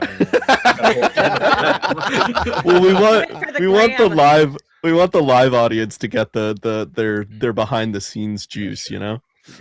This has to be I behind don't a like paywall. the phrase juice. Would you prefer it to be soup? No. Not even There's a little corner bit. for both. Juice corner, soup corner. Juice corner. But yeah, no, he's I've got some old like sound Yeah. panels and stuff. And Joseph, while he is a great actor, has a very echoey room. So we're gonna try to fix that. Yes, I appreciate it. Yeah, no, I'm just heading down there. So I mean, if anybody's in Portland and wants to hang out tomorrow, I can swing by. But Man, come on by. I would love to, except for I have to drive to Mount Desert tomorrow at like Oof. 8 o'clock in the morning. The one day I'm not gonna like I have weekends off. The one day I'm not going to be in Portland. we might pass each other. Probably will, yeah. Not that I'm gonna early. be I'm not it's gonna a be leaving three that early. it's a three and a half hour drive. Mhm. A Yeah. 3-hour drive.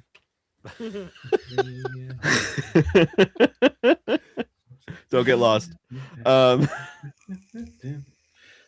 showing our Yeah. age, Dude, I'll- guys. I don't even know if like receptions up Oh, there. yeah. Talking about going through time, it's gonna be like I'm going like 60 years in the past up Oh, there. dude, I love It's a going into vacation no island. reception areas. It's gonna be like dial-up internet and separate bathrooms.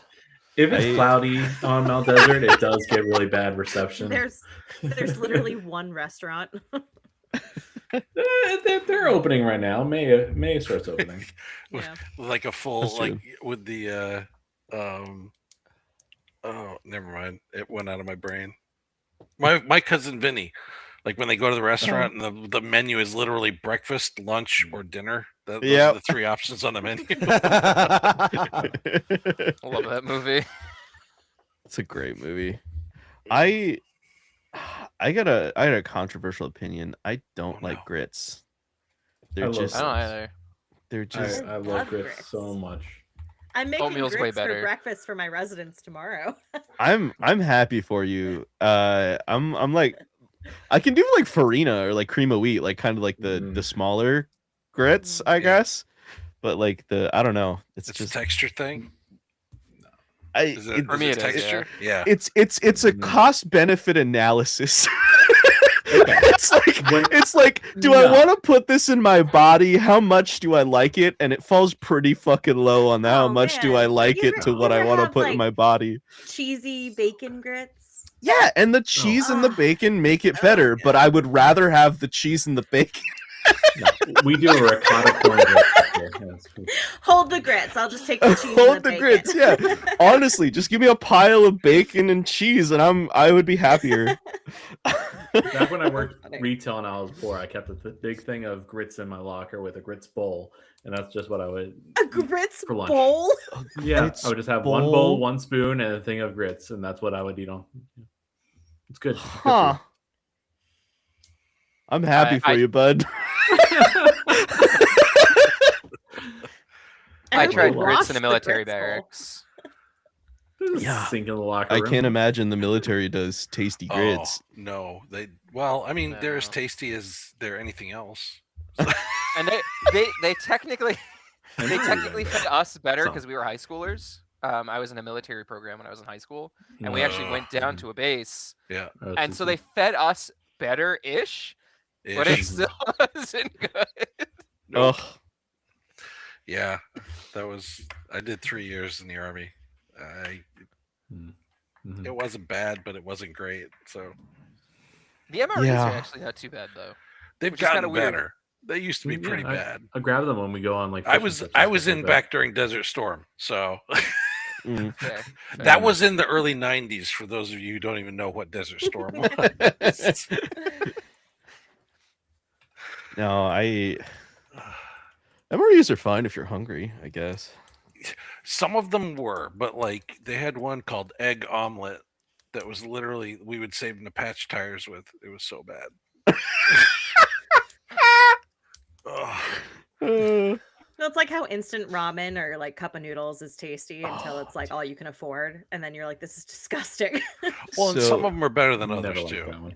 Yeah. so Some back of when them I used actually taste like a viable food product, and some of them just taste like sodium-soaked, like dish Yeah. rag. hmm back when I used to do like multi-day hikes and stuff, my buddy Reed introduced me to this concept where you just take your little rocket stove and your little pot and you make some soup and then you cook your ramen in the soup and then you put in you just fill it until the water's gone with instant mashed potatoes.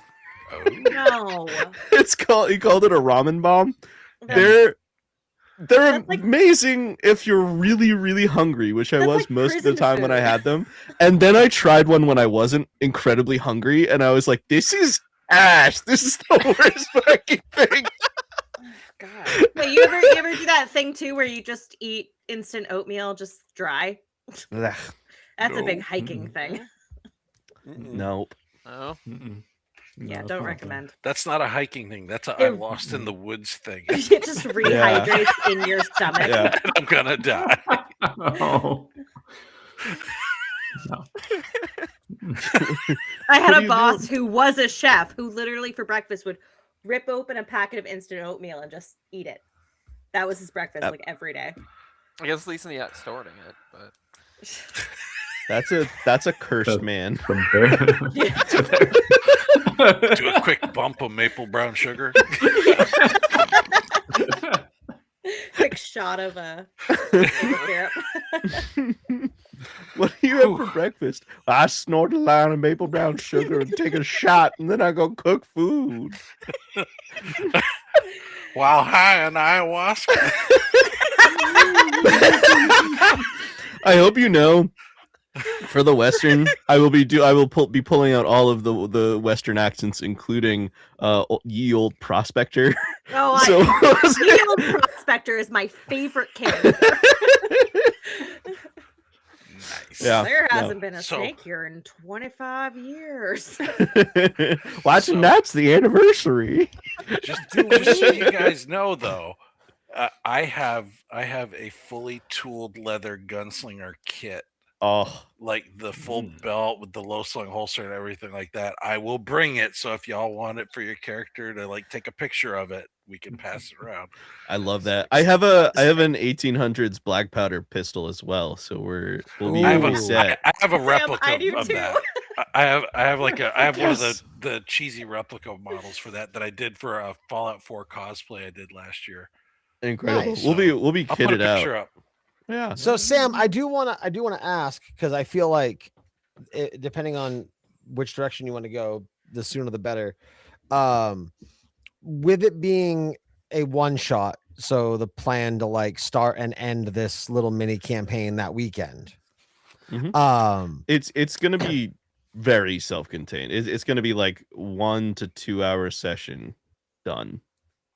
Oh, really? Or- That or- short? or Okay. At least that was my plan. Like well, that it- was my question. Do you want to do like a part 1 Friday night and a part 2 like Saturday night, or do you want to just do like a quick and dirty? we absolutely can. I want to allow time. That's why part of what reason why I wanted to build out the schedule is to Mhm. know how to time out the one shot. Is if we can fit, I mean, basically 8 hours, because prep and talking on either side, plus Right. 2 hours of play each time. So I mean, 4 hours each time is a lot of time in when we only have like 2 days, even if we count like the extra time on either side. Right. So I was planning on the smaller thing, just get the content done and make it cool and make everyone have fun, and then we could revisit it if we wanted to. But if we can do a schedule and there's time in there for an 8-hour session, sure. Well, that's what I was. I mean, I wasn't necessarily thinking. I was thinking. Did you listen to Dungeons and Daddies: The Mountains of Dadness? I have started it 3 times. Okay. Are you just so it's like 3 2-hour episodes. Yeah. So it's like yeah. 6.5 hours. So that was kind of my thought. Like I was thinking Friday, and just spitballing here. Friday would be like we all get there when we get there. Like obviously, I'll meet up with you. We will figure out transport. Alex, is there a check-in, check-out time? Yeah, check-in is at 4 PM? Yes. Oh, okay. Can we ask for early check-in, and if it's an option, ask for early checkout? Yeah, I thought about that. I'll reach out to them and see if there's extra fees involved in that, but it's certainly What worth is the- asking. What is the checkout time? 10 a.m. on Sunday. Oh, okay. I don't know that I would want to go much earlier than that, but I definitely Yes. I was thinking late checkout on Sunday. oh, okay. Yeah. See what the options are, and if it's an option, see what the price difference is. Okay. But anyway, so 4 o'clock. I figure Friday is gonna be us meeting, shooting the shit, probably fire pit. We'll set up some cameras and some recording, and definitely have like some around the fire discussion and talk. And I mean, at the end of the day, a lot of what we do that weekend is going to be bonus content. It's going to be behind the scenes shit. There'll be some clips for TikTok and Instagram. There'll be some stuff that's exclusive to Patreon, and whatnot.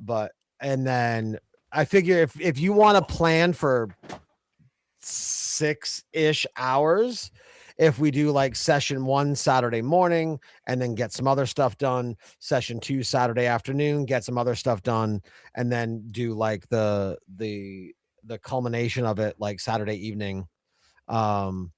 like I think again, just an idea. It all depends on everything else that like I don't know what people were brainstorming for throwing in. I know you wanted to do like the intro video thing, right? Like that was part of the idea. That's like my top priority. Because What if we get- as great as the intro song is, it's just the audience sitting here watching us go like, Right. For sure. What if well, I mean, and again, we're still about a month away, so if you guys can't give solid answers right now, that's fine. But like, what is the earliest everybody could get there on Friday? oh, you thinking like we go into town, do the video, and yes, then we get that shit done before 4:00 I like that. because we don't need the Ooh, property for that. That's No. a really good point. Yeah, I requested the whole day off, so I can be there whenever. Okay. I could probably Same make here. it I up, just I I don't know. took the weekend off. Mhm. Yeah, I'm taking Friday and then I have Saturday, Sunday anyway. If we could meet at like, I mean, ideally like noon, so we have a buffer, but and then we can just grab lunch if we have. That's extra what I was time. thinking. Meet at noon, grab lunch. And then also if we meet at noon and grab lunch, if like anybody's like, oh, I couldn't be there for noon, but I could be there for like 2, then we can meet, grab lunch, and then let people trickle in. Yeah. And then also, I mean, we could do any individual, like for those of us, like you and I will be getting there around the same time. And then I assume Alex will be there whenever with the day off. So like if we can get some of the individual stuff done and get that out of the way, and then as people show up, get more stuff done. But yeah, we can certainly get things done. I mean, it's up in Wilton, Mhm. Winton. We'll- I don't know. Wilson. But so yeah, there's certainly like forests and scenery, and it's going to be June in Maine, so there's plenty of things that we can get stuff done with. Yeah.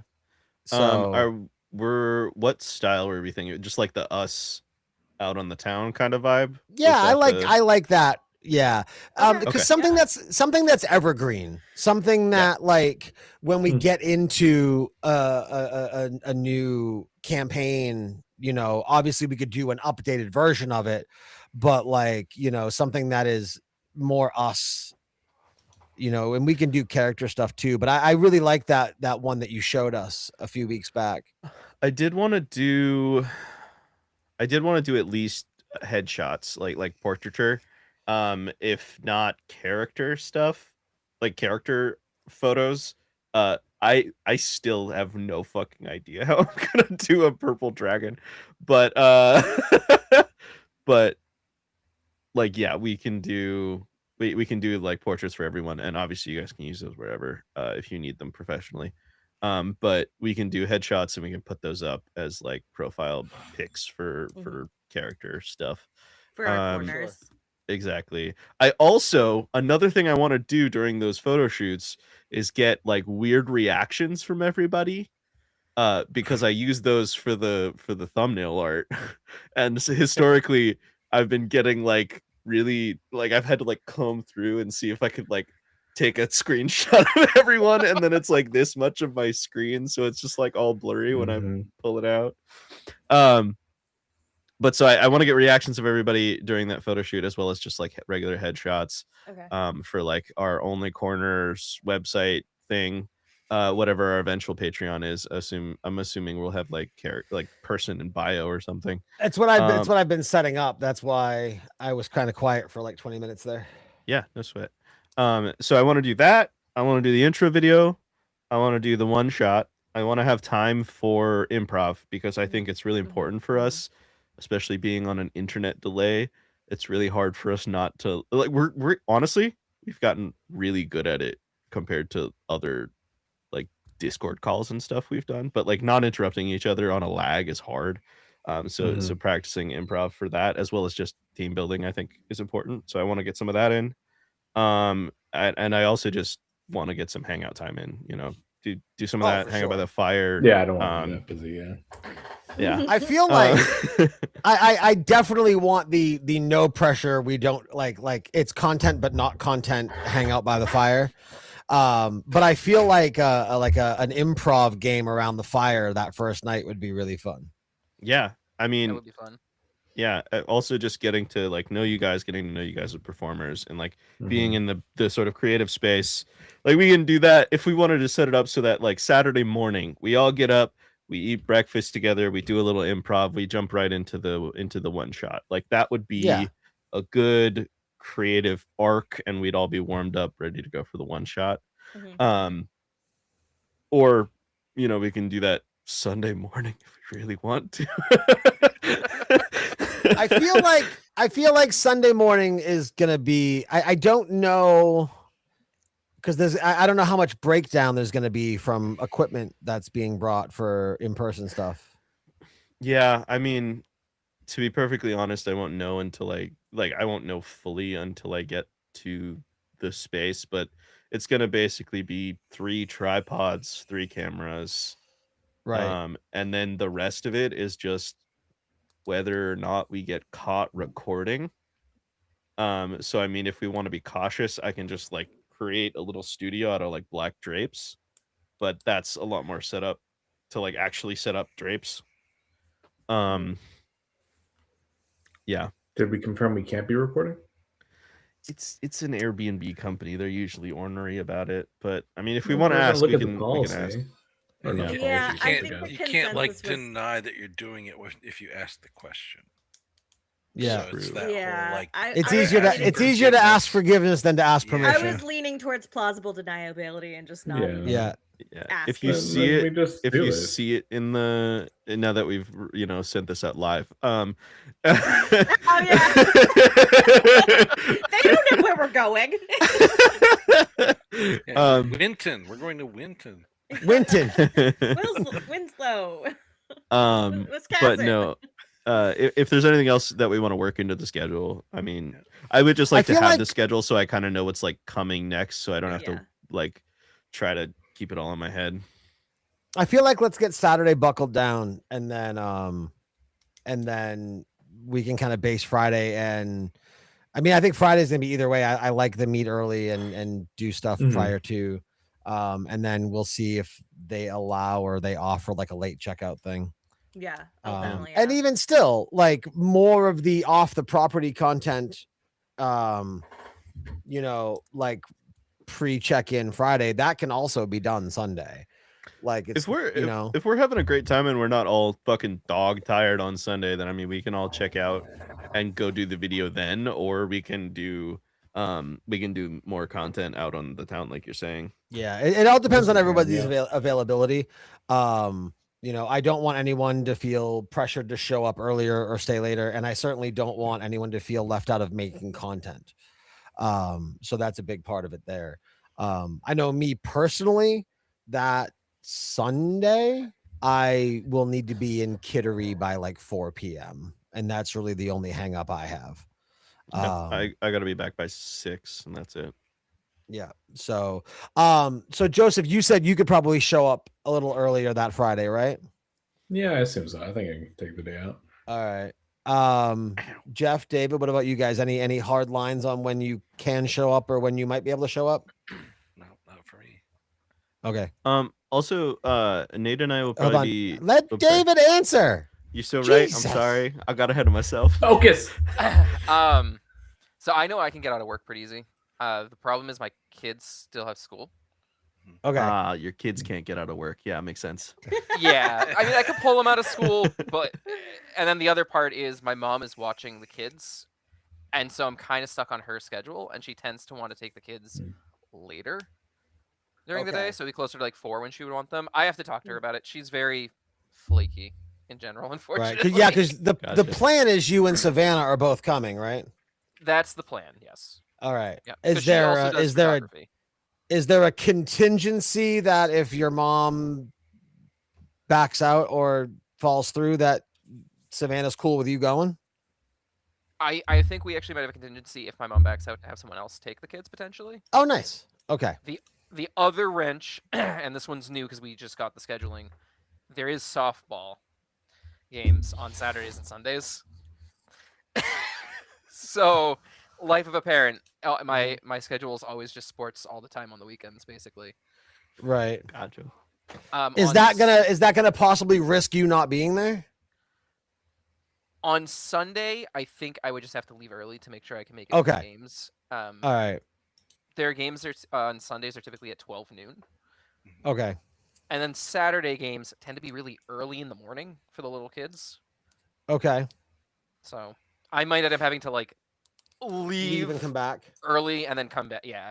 All right. So We can figure it out. We'll make sure that we get David's content in, and then if it ends up being that he has to duck out early Saturday morning, if we end up doing the 3, like if we do the 2 hours split 3 times, then maybe we can have his character introduced in like the second session part. Mhm. You know what I mean? Are you thinking like a 6-hour thing, 3 separate sessions that weekend, or are you talking about like a longer term thing? It would depend on what our schedule looked like. I certainly didn't want to fill the schedule, but like I think we were planning on. I mean, I don't know, how early do you guys wake up? Because I'll tell you, I'm probably going to be up at like 5:30, 6 a.m. on Saturday. Yeah, that's me too. I wake up I anywhere wouldn't- from. Sorry. No, I would never hold anybody else to my timeline. That's Yeah, because I'm up for work at 4:30 every day. yeah. I did night shift for 6 years. No matter what happens, I'm gonna be tired, so I wake up. Fine. I was there, man. Yeah, Well, My I first miss it, several honestly. years at the I'd post rather go office. back. But my guess is that also means that you two aren't going to be up until 2:00 in the morning on Friday night, like So that's Mhm. true. I am doing kind of an socialized early, stuff and everything like that. early to So- bed person. Yeah. I can stay awake if I'm like enjoying myself. I'm Yeah, just I like throwing out staying there, awake. just saying it's like I can shift my sleep schedule as far Sure, as sure. if there's things going on, but yeah, As So long either as you get way, enough sleep. 6 hours I'm good. Yeah. I wake up Okay. anywhere from 8 a.m. to, well, I mean, I wake up anywhere from like 6 a.m. to like 1:30. So like it's Mhm. based entirely on whatever job I'm doing that Same. weekend. So it's Yeah. fucking whatever. Yep. Right. But yeah, typically we'll- during the we'll week I'm figure it up out. by 7. So But yeah, so I mean, like I said, we'll plan it. We'll plan it out. I just Mhm. I don't know. Do you feel like you can, I don't know. I've never done a D&D session that was like less than 4 hours. Yeah. So I guess, mean, I'm thinking about like the episodes we do, and they're about an hour to an hour and a half a piece, and like a lot of them are they're 5-footers. Like they happen in one area, and I guess just from my perspective of like, I don't have experience in telling a story in that quick of a time. So Sure. like, I mean, I'm- I would just treat it like a live show where we normally tell a story in 2 hours or less. So I mean, it's doable. It definitely allows less time for character development, so it's less about like building like an intriguing backstory and more about presenting your character with like a workable gimmick or like easily revealable element of their past.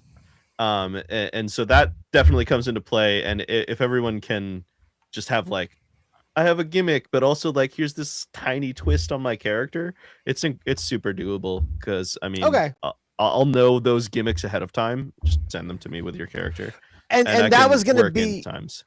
that was going to be my question that kind of led into this talk, was like, would it be easier for you, especially with the time crunch, if we present you like, be like, hey, this is our character, this is like their brief story, this is their quirk, this is their reveal, like, and kind of make sure you have all of that ahead of time so you can, Yeah. like, Yeah. okay, Definitely want the most information ahead of time, but then it does straight up just fall down to like introducing your character to like as like, hi, I'm Philomena Gutwall, and I am a debutante. Daddy raised me because Mama shot herself in the head, because there's a little story there, and then you just have to drop that element later in the story, and that's it. They already know. They already have the setup. right.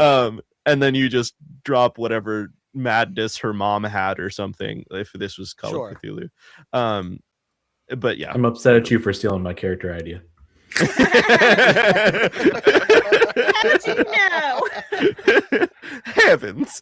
But no, just thinking about the schedule, Sam, like in terms of headshots and reaction shots, like how much of a block of time do you envision needing for that? I feel like if we're all kind of like on, then it'll only take about an hour, maybe 2. Okay, great. And that's with decent coverage because it everything's set up. It's been, we can also do that on the town, actually, come to think of it. Just for the So- sake of being polite, and I'm sure I know the answer, but I want to at least be polite. David, do you mind that we get stuff done show related without you there? Yeah, if I'm not there, you can get stuff done. That's fine. Okay. I understand.